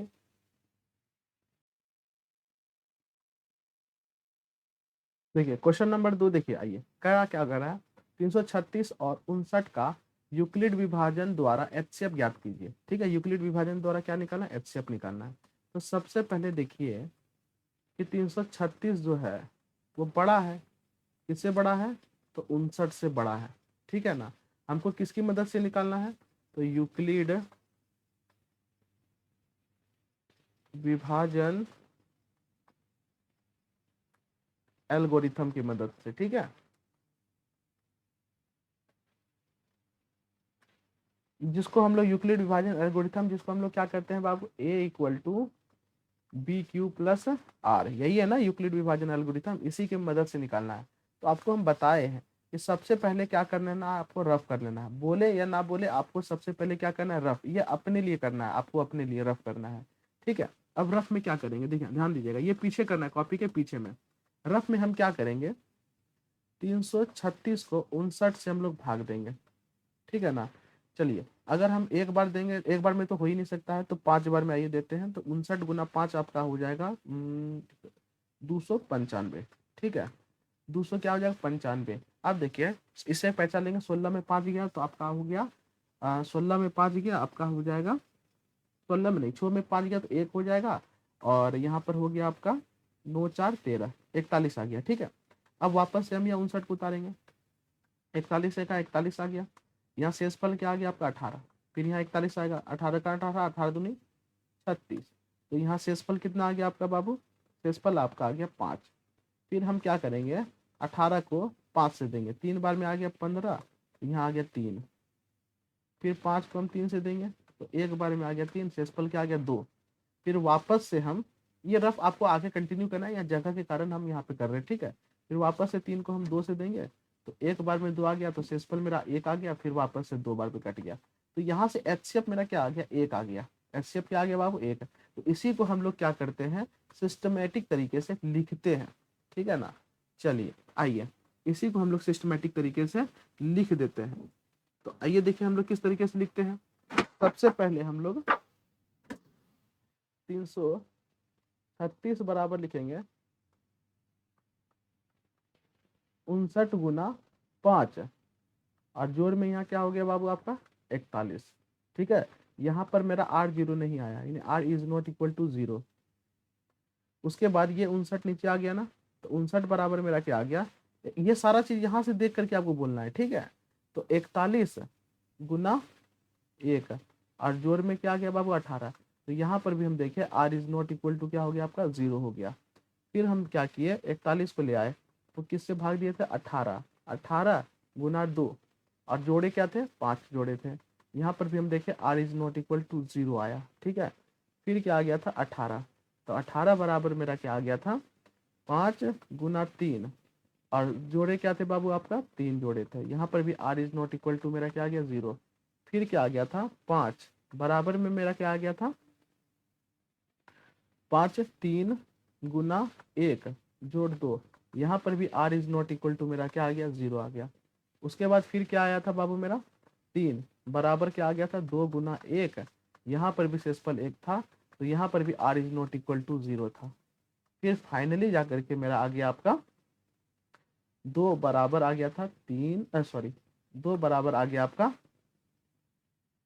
1 गुना 2 और शेषफल में मेरा क्या आ गया 0। तो यहाँ पर आ गया आपका r इक्वल टू 0। जब r इक्वल टू 0 हो जाए वहीं पर रुक जाना है। तो लिखेंगे अतः HCF ऑफ किसका किसका बाबू, HCF निकाले 336 का और 69 का, वो कितना आ गया आपका बराबर में 1 आ गया। ये आपका हो गया आंसर। ठीक है, तो रफ के बिना ये दिक्कत हो जाएगा, इसीलिए ये काम आपको एग्जाम में पीछे करना ही पड़ेगा, नहीं तो फिर क्या हो जाएगा, दिक्कत हो जाएगा। चलिए नेक्स्ट क्वेश्चन पे चलते हैं। क्वेश्चन पे जाने के पहले आप याद रखिएगा बाबू, ये आपको होमवर्क दिए हैं। ठीक है, यहाँ पर आपको होमवर्क है, ये आपको करना है। देखिए ये सब का सब यूक्लिड विभाजन एल्गोरिथम पे बनने वाला है। यूक्लिड विभाजन एल्गोरिथम, ये सारा का सारा स्क्रीनशॉट लेकर के आप इसको बनाइएगा जरूर। और ठीक है, और इसका आंसर को है ना कमेंट में जरूर दीजिएगा। ठीक है, क्वेश्चन नंबर 1 का आंसर इस तरीके से दीजिएगा, और इसको a equal to B Q plus R की मदद से बनाना। आपको होमवर्क ये दिया जा रहा है। ठीक है, अगर अभी मेहनत नहीं कीजिएगा तो फिर कब कीजिएगा, इसीलिए ये 6 क्वेश्चन को जरूर बनाइएगा। आइए आगे आते हैं। अब समझिएगा बाबू, ये अभाज्य गुणनखंड होता क्या है, अभाज्य गुणनखंड होता क्या है समझिएगा बाबू। जैसे ध्यान से सुनिएगा, अगर हम बात करेंगे 10 का, तो 10 मेरा क्या है बाबू, 10 मेरा एक भाज्य संख्या है। 10 कैसी संख्या है, भाज्य संख्या। अगर 10 को हम लिख दे 2 गुना 5, तो यहाँ देखिए 2 भी अभाज्य है, 5 भी अभाज्य है। तो ये जो हुआ तोड़ दिए ना, गुना के रूप में तोड़े ना, इसीलिए इसको कहेंगे अभाज्य, और गुना के रूप में तोड़े ना यानी गुणन खंड, क्या कहलाएगा, अभाज्य गुणनखंड। यानी किसी भी भाज्य संख्या को अभाज्य संख्या के रूप में तोड़ देना कहलाता है अभाज्य गुणनखंड। जैसे हम 20 है, तो 20 को हम क्या लिखेंगे, 2 गुना 5। तो देखिए इसमें तीनों क्या है, अभाज्य संख्या है। अगर हम बात करें 14 का, तो लिखेंगे 2 गुना 7। तो देखिए ये दोनों क्या है, अभाज्य संख्या है। अगर लिखेंगे हम 25, तो 25 को हम लिखेंगे 5 गुना 5। तो देखिए दोनों क्या है, अभाज्य संख्या है।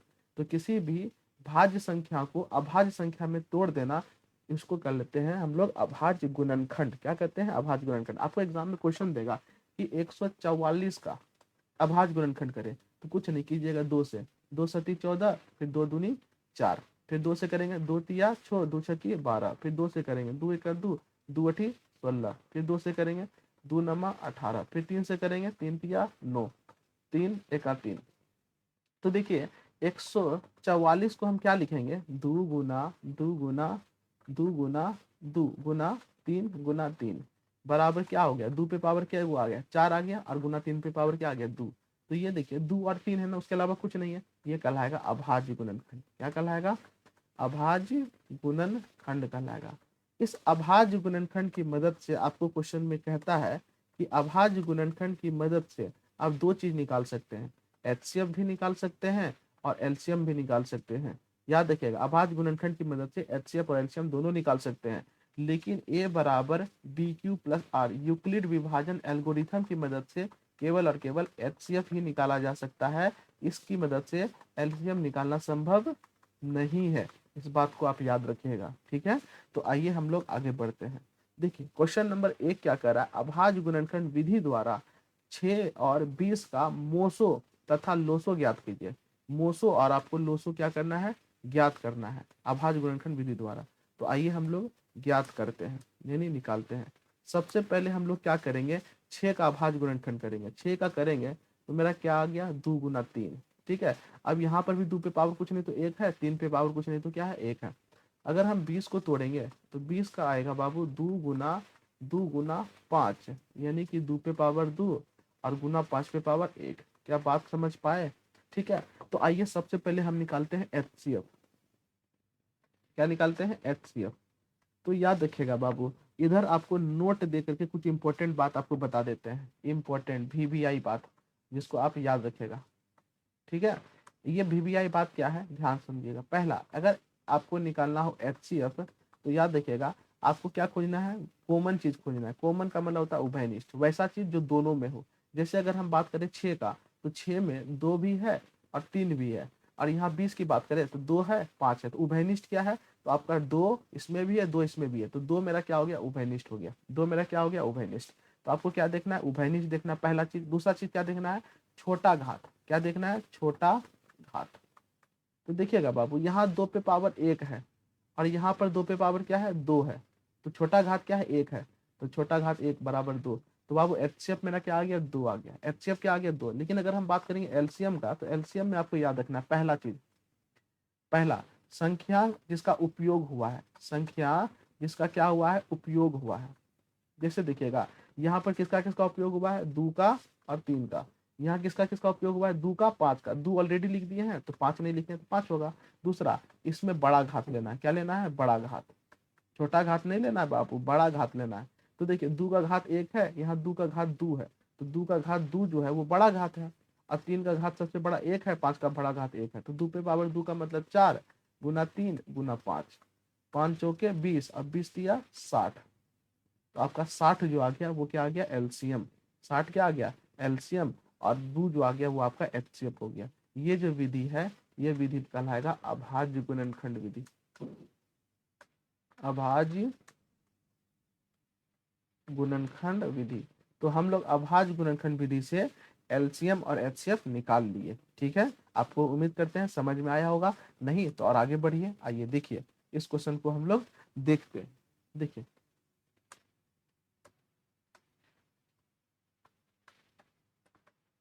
देखिए आपको क्या कह रहा है बाबू, 96 और 404। पहला है 96। तो 96 का अभाज्य गुणनखंड आप रफ में कर लीजिएगा। 2 से करेंगे, 2 चौके 8, ठीक है। और 2 अठी 16। फिर 2 से करेंगे, 2 दूनी 4 और 2 चौके 8। फिर 2 से करेंगे 12 बार में आ जाएगा। फिर 2 से करेंगे 6 बार में आ जाएगा। फिर 2 से करेंगे 3 बार में आ जाएगा। तो सीधा लिखते घात 2 3 4 5। तो इसको लिखेंगे 2 पे पावर 5 और गुना 3 पे पावर 1। ठीक है। अगर हम फिर बात करें 404 का, तो आइए 404 का भी कर लिए लेते हैं। तो 404 को लिखेंगे 2 से, 2 दूनी 4 0, 2 दूनी 4। फिर 2 से, 2 1 2 0 1। अब नहीं कटेगा, नहीं 2 पे पावर 2 और गुना 101 पे पावर कुछ नहीं तो 1 है। आइए सबसे पहले हम लोग क्या निकालेंगे बाबू, सबसे पहले निकालेंगे एचसीएफ। तो एचसीएफ निकालने में क्या बताया, जिसका जिसका उपयोग होता है, जो दोनों में कॉमन हो। तो देखिए 2 दोनों में है ना, 2 दोनों में है। अब देखिए यहाँ पे बड़का घात क्या है, 5 है। यहाँ पे घात 2 है, तो सबसे छोटा घात लेना है तो 2 ही होगा। तो 2 पे पावर 2 का मतलब क्या हो गया, 4। तो मेरा एचसीएफ मेरा क्या आ गया, 4। अगर हम बात करें एलसीएम का, तो एलसीएम में देखिए किसका किसका उपयोग हुआ है, 2 5 और किसका यूज हुआ है, 101 का। तो देखिए 2 का सबसे बड़ा घात क्या है, 5 है। और 5 पावर 1 हो गया, इसका भी पावर 1 हो गया। तो 2 पे पावर 5 है। 2 पे पावर का मास का मतलब क्या होगा, 2 का 2 दूनी 4 दूनी 8 दूनी 16 दूनी 32। ये हो गया 32 गुना 5 और गुना में क्या हो गया, 101। तो जल्दी से 32 गुना 5 गुना 101 कीजिए फटाफट। हम भी कर लेते हैं यहाँ पर 32 गुना, कैलकुलेटर से कर लेते हैं, 32 गुना 5 गुना 101। तो आपका मेरा आ गया बाबू, आपका 16,160। ये मेरा आ गया, क्या आ गया बाबू, एलसीएम। क्या आ गया बाबू, एलसीएम आ गया। 32 गुना 5 गुना 101 जब किए, ये 5 कहाँ से आएगा बाबू, ये 5 नहीं आएगा।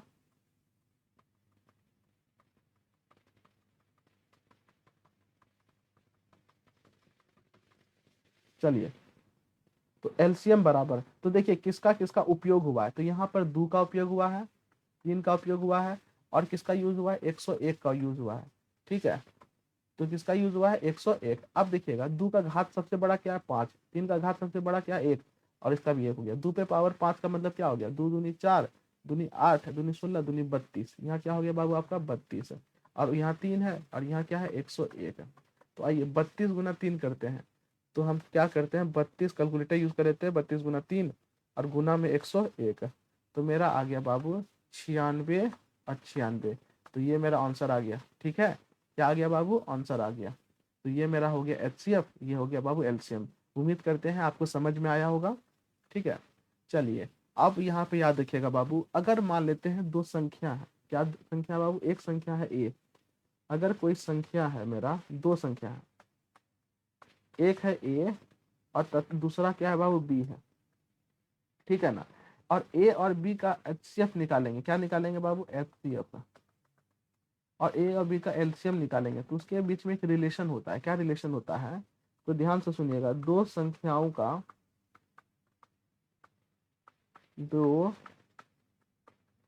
संख्याओं का गुणनफल, कौन सा फल, गुणनफल बराबर जो होता है वो होता है एचसीएफ गुना एलसीएम। तो ये फॉर्मूला आपको याद रखना है, दो संख्याओं का गुणनफल बराबर क्या होता है, एचसीएफ गुना एलसीएम।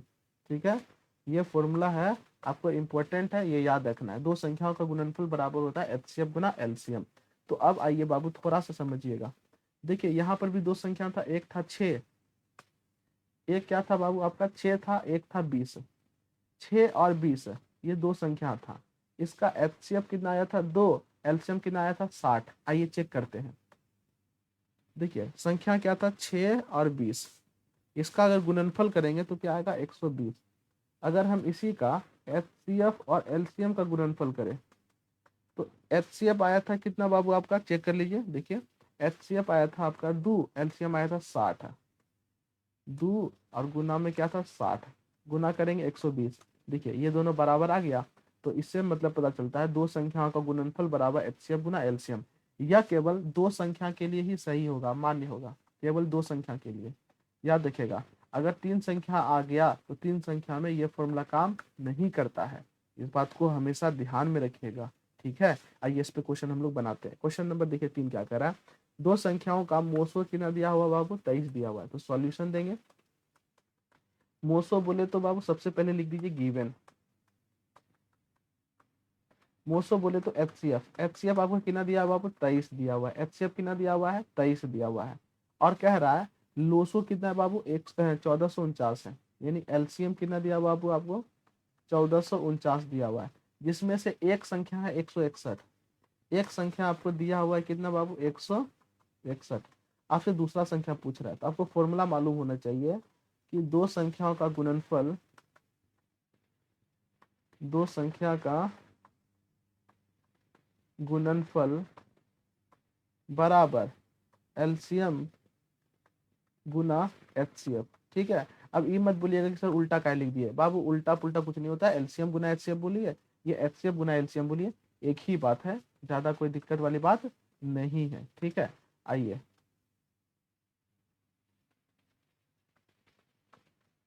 चलिए, आइए दो संख्या कितना था बाबू, तो यहाँ दो संख्या गुणनफल, तो दो संख्या में एक संख्या, ओहो एक संख्या आपको, ये क्या हो रहा भाई, मिटा देते हैं उसको। चलिए, आपको एक संख्या तो आपको दिया हुआ ही, एक संख्या कितना है 161, तो 161 हम लिख लिए। दूसरा संख्या हमको मालूम नहीं है, तो दूसरा संख्या नहीं मालूम है, दूसरा संख्या की जगह एक्स लिख देते, बराबर एलसीएम गुना एचसीएफ। एलसीएम कितना बाबू आपका 1449 गुना एचसीएफ कितना बाबू आपका 23 है, ये नीचे आएगा। तो एक्स बराबर मेरा क्या आ गया आपका 1449 गुना 23 बट्टे में कितना आ गया बाबू 161 आ गया। ठीक है ना, देखिए 11 से कट रहा है, 11 से नहीं कटेगा।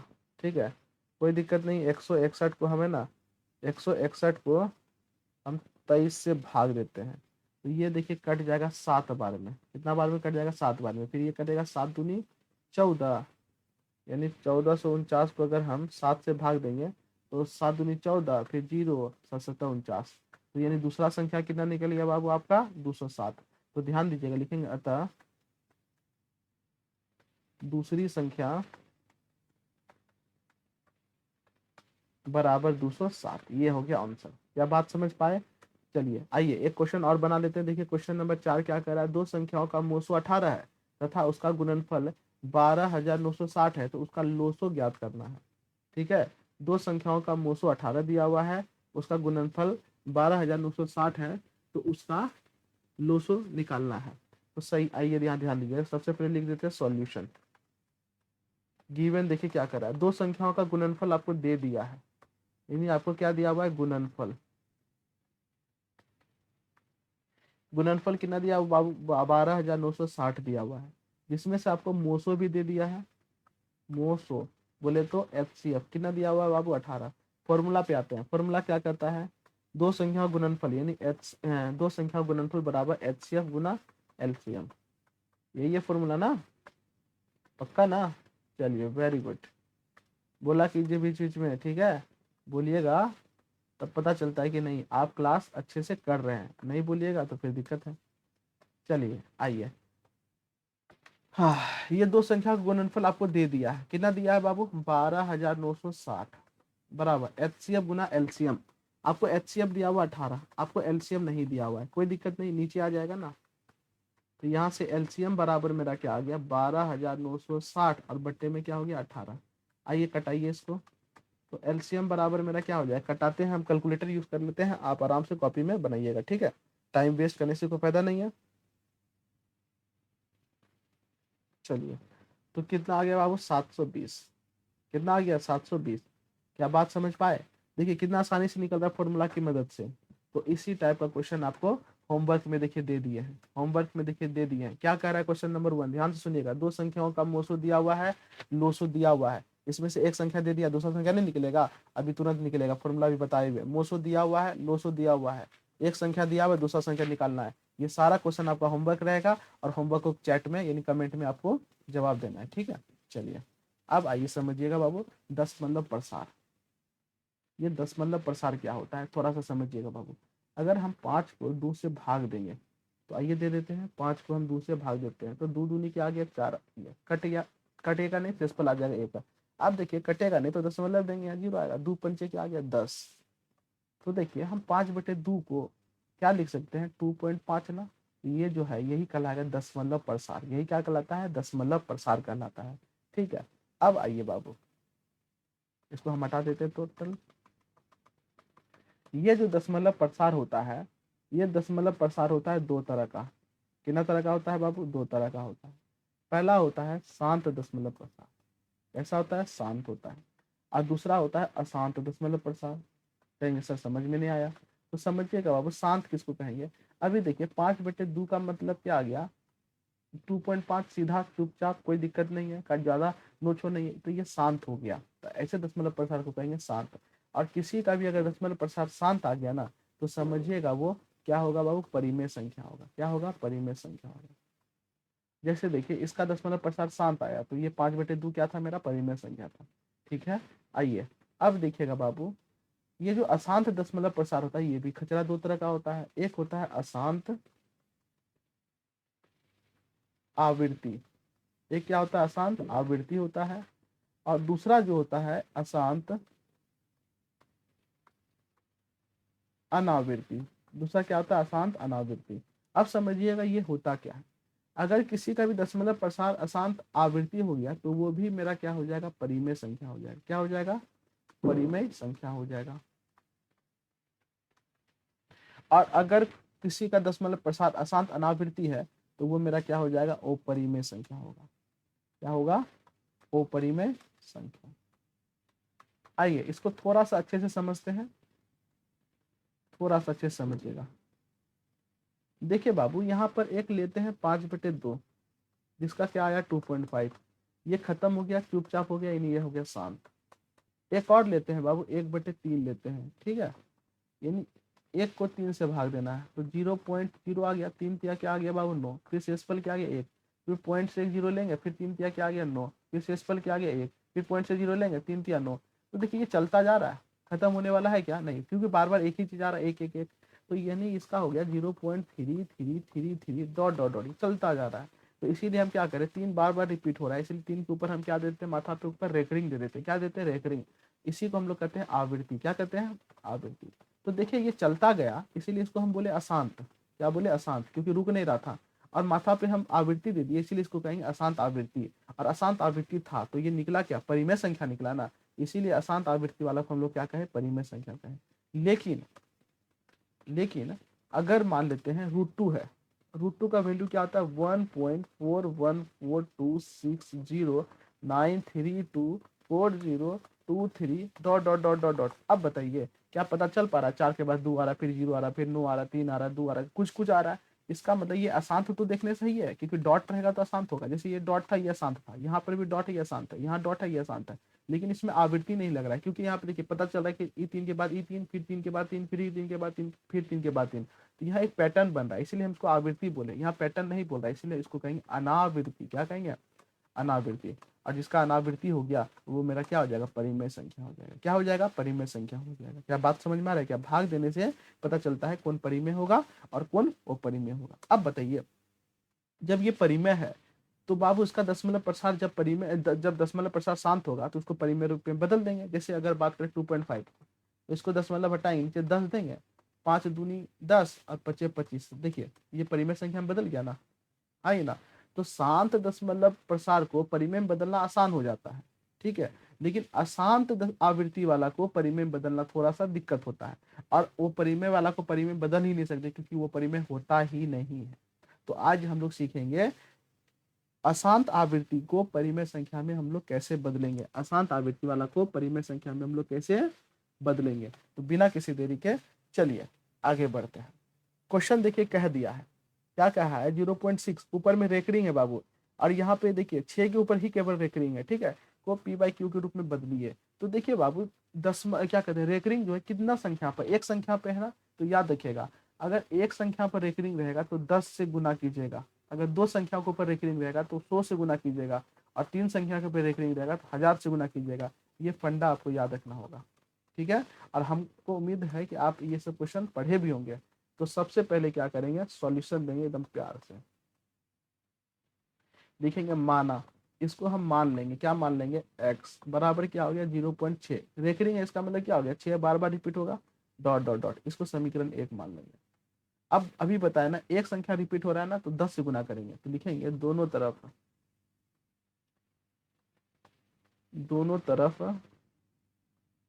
10 से गुना करने पर, दोनों तरफ 10 से गुना करने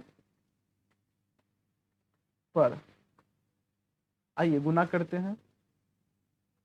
तो यहाँ x था, इसको भी हम 10 से गुना कर दिए, यहाँ पर भी 10 से गुना करेंगे तो हो जाएगा 0.6666 डॉट डॉट डॉट। अब देखिए जब 10 से गुना करेंगे तो ये मेरा क्या हो जाएगा 10x, और 10 से गुना करेंगे, आपको मालूम है दशमलव एक बात उधर चल जाएगा 6.666। अच्छा एक और दशमलव ले लेंगे तो कोई दिक्कत वाली बात नहीं, क्योंकि इसके पास अनंत है। समीकरण 2 बड़ा लग रहा है, समीकरण 1 छोटा लग रहा है, तो समीकरण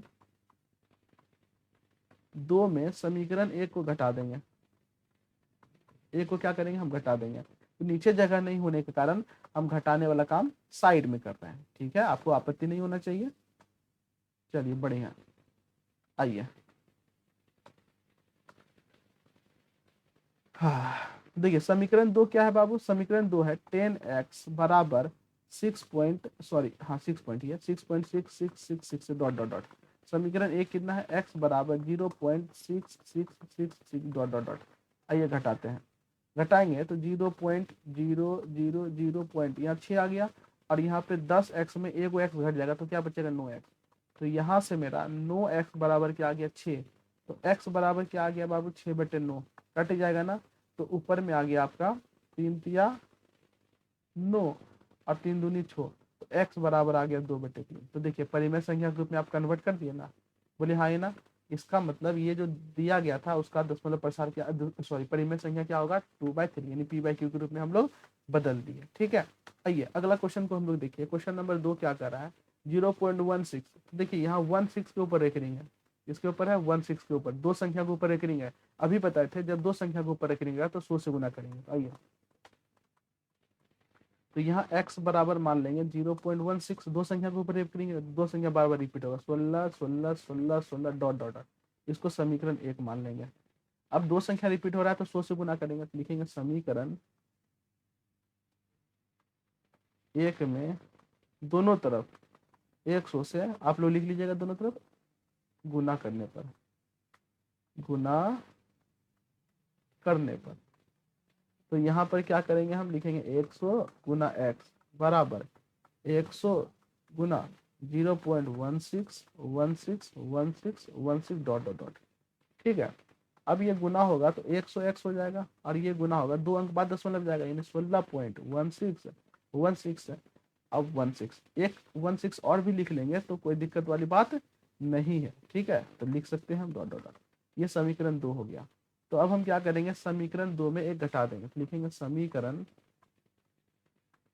2 में समीकरण 1 को घटाने पर,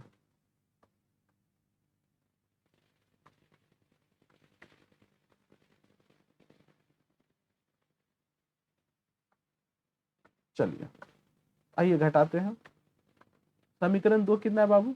तो समीकरण 2 है 100x बराबर 16.161616 डॉट डॉट डॉट, और यहाँ पर है x बराबर 0.161616 डॉट डॉट डॉट।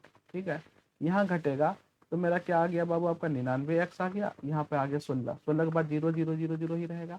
तो देखिए यहाँ 99x बराबर क्या आ गया बाबू? आपका 16। तो x बराबर क्या आ गया? 16/99 आ गया। ठीक है, 16 क्या आ गया? 99, और यही मेरा क्या हो जाएगा? आंसर हो जाएगा। क्या बात समझ में आया? देखिए परिमेय संख्या के रूप में आप कन्वर्ट करना सीख गए। उम्मीद करता हूँ आपको समझ में आया होगा, और अगर आ रहा होगा, क्लास समझ आ रहा होगा, तो आप क्लास कमेंट में जरूर एक बार लिखिएगा। ठीक है कि सर समझ में आया। चलिए आइए, अब देखिए एक क्वेश्चन आता है इस टाइप का, यहाँ पे आपको क्या है सिद्ध करना रहेगा कि √2 एक अपरिमेय संख्या है। हम जानते हैं कि अपरिमेय संख्या है, लेकिन इसको सिद्ध कर देना है। ठीक है, आइए हम लोग सिद्ध करते हैं। ये क्वेश्चन आएगा ही आएगा, भी आई है, भी आई, याद रखिएगा, एकदम आता ही आता है। तो देखिए सिद्ध करना है ना, तो हम क्या करेंगे? हमेशा जो चीज हमको दिया रहेगा इसका उल्टा मानेंगे। तो हमको क्या प्रूफ करना है कि ये एक अपरिमेय संख्या है, तो हम क्या मान लेंगे कि ये एक परिमेय संख्या है। ठीक है, हम मान लेंगे, तो लिखेंगे माना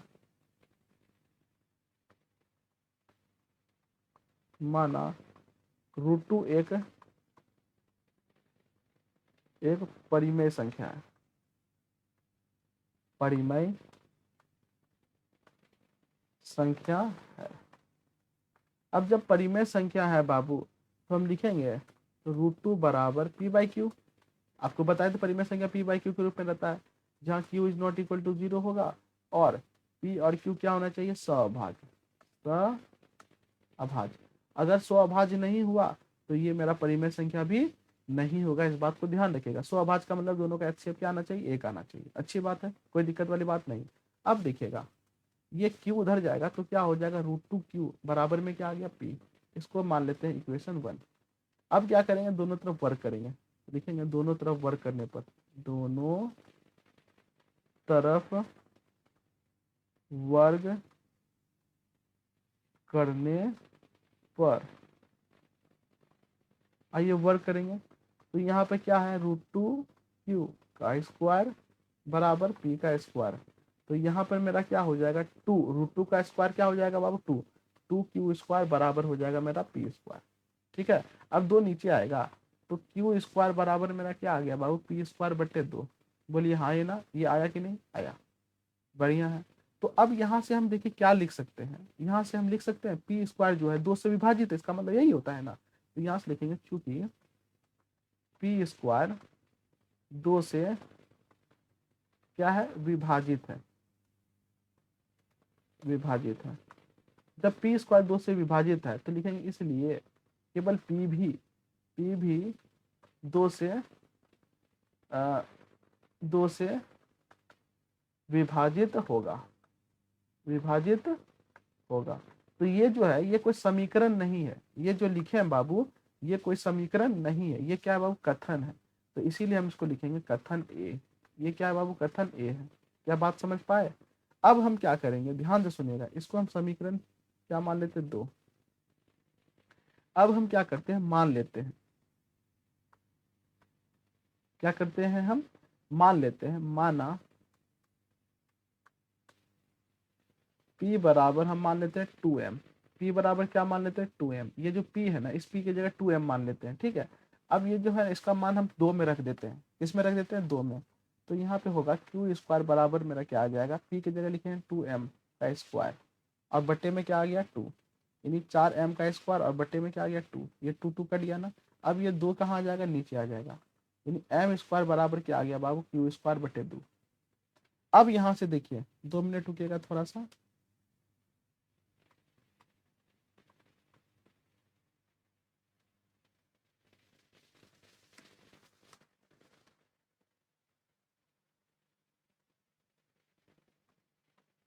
भाई इधर आओ, जूम आउट थोड़ा सा। चलिए अब यहाँ पर से हम लिख सकते हैं कि क्यू स्क्वायर 2 से क्या है? विभाजित है। क्या है, विभाजित है, इसलिए Q भी 2 से विभाजित होगा। इसको हम क्या मान लेते हैं, कथन बी। क्या मान ली, कथन बी। अब एक बात बताइएगा, जब P और Q, अभी देखिए P भी 2 से विभाजित है और Q भी 2 से विभाजित है। एग्जाम्पल लेते हैं, जैसे लेते हैं 6 और 8। 6 भी 2 से विभाजित है और 8 भी 2 से विभाजित है। इसका मतलब 6 और 8 का एचसीएफ 1 नहीं आएगा, वो आएगा 2। और जब 2 आया, इसका मतलब ये 6 और 8 क्या है, स्वअभाज्य संख्या नहीं है। उसी तरीके से P और Q जब 2 से विभाजित है, इसका मतलब P और Q क्या है, स्वअभाज्य संख्या नहीं है। क्या है, नहीं है बाबू, स्वअभाज्य संख्या नहीं है। अभी हम लोग पढ़े परिमेय संख्या में, परिमेय संख्या में P और Q, परिमेय संख्या में P और Q स्वअभाज्य संख्या होना चाहिए, लेकिन यहाँ पर देख रहे हैं P और Q स्वअभाज्य नहीं है। तो लिखेंगे कथन A तथा B से,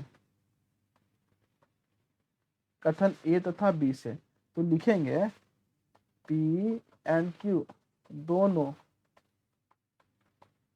2 से विभाज्य है। क्या है, विभाज्य है, इसलिए आप लोग अच्छे से लिखिएगा, P और Q सअभाज्य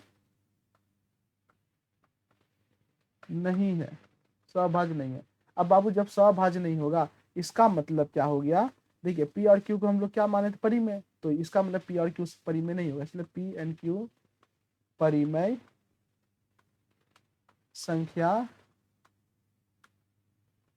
संख्या नहीं है, परिमेय संख्या नहीं है।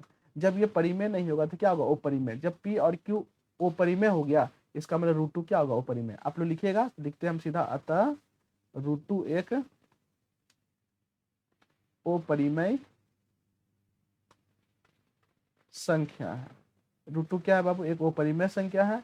आप इस तरीके से जब भी लिखिएगा, 2.5 से आपको 5 नंबर मिलेगा। ये लॉन्ग टाइप क्वेश्चन होता है, 5 नंबर का आता है, कई बार 3 नंबर में भी पूछ दिया जाता है। ठीक है, तो उम्मीद करता हूँ आपको समझ में आया होगा। चलिए नेक्स्ट क्वेश्चन पे चलते हैं। चलिए आइए नेक्स्ट क्वेश्चन देखिए, क्वेश्चन नंबर 2 देखिए क्या करा है, सिद्ध करे 3 + √5 एक अपरिमेय संख्या। आप कहिएगा कि और माथा पटक लीजिएगा, तो कहिए नहीं, ये और आसान है बाबू। देखिए क्या है, बस ये माना क्या 3 + √5 एक क्या है बाबू, परिमेय संख्या है। क्या है, परिमेय संख्या है। अब देखिएगा बाबू, तो जब परिमेय है तो हम लिखेंगे कि 3 + √5 बराबर P/Q, क्योंकि परिमेय को P/Q के रूप में लिखते हैं, Q ≠ = 0 और P और Q सहभाज्य होना चाहिए। अब देखिए क्या कीजिए, हम जानते हैं कि अभी पढ़े ना, √2 एक अपरिमेय है, तो √5 भी होगा, √3 भी होगा, तो हम √5 को रहने देते हैं, P/Q और माइनस यहाँ 3 होगा, तो लिखेंगे हम जानते हैं कि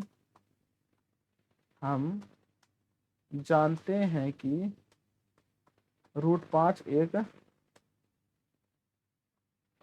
अपरिमेय संख्या है, अपरिमेय संख्या।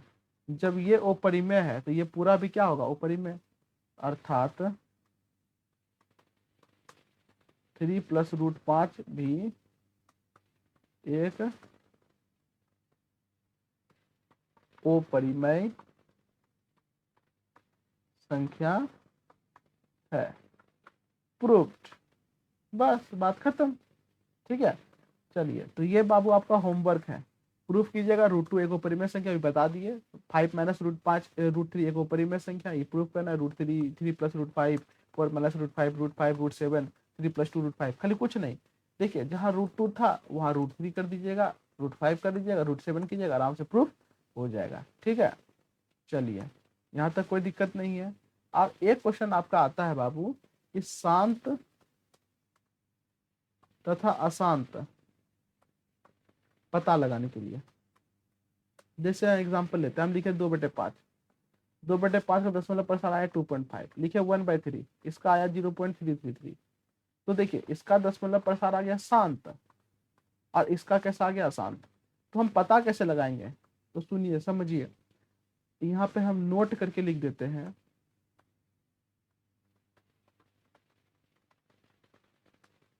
कि अगर किसी भी परिमेय संख्या का हर 2 पे पावर n और 5 पे पावर m इस रूप में होगा तो उसका दशमलव प्रसार हो जाएगा शांत। अगर इस रूप में नहीं होगा तो उसका दशमलव प्रसार हो जाएगा शांत। जैसे समझिए यहाँ 3 है ना, तो 3 में 2 और 5 के अलावा कुछ नहीं आना चाहिए, लेकिन यहाँ 3 आ गया, इसीलिए ये क्या हो गया शांत। यहाँ देखिए 5 है तो 5 पे पावर 1 है, यहाँ 2 पे पावर कुछ नहीं तो क्या है 0, इसका मतलब 2 और 5 है, इसका मतलब इसलिए ये क्या हो गया शांत हो गया। ठीक है, चलिए तो जल्दी से आप लोग क्या कीजिए कमेंट में जितना भी क्वेश्चन दिए वो क्वेश्चन का क्या कीजिए आंसर जल्दी से दीजिएगा। ठीक है, आंसर दीजिएगा और बताइएगा कि क्या क्लास करने में मजा आया। और अगर चाहते हैं कि आप चैप्टर 2 का, चैप्टर 3 का और भी चैप्टर का आपको मिले तो एक बार जरूर आप कमेंट में लिखिएगा कि सर और भी चैप्टर का चाहिए। ठीक है, तब तक के लिए बाय, ओके।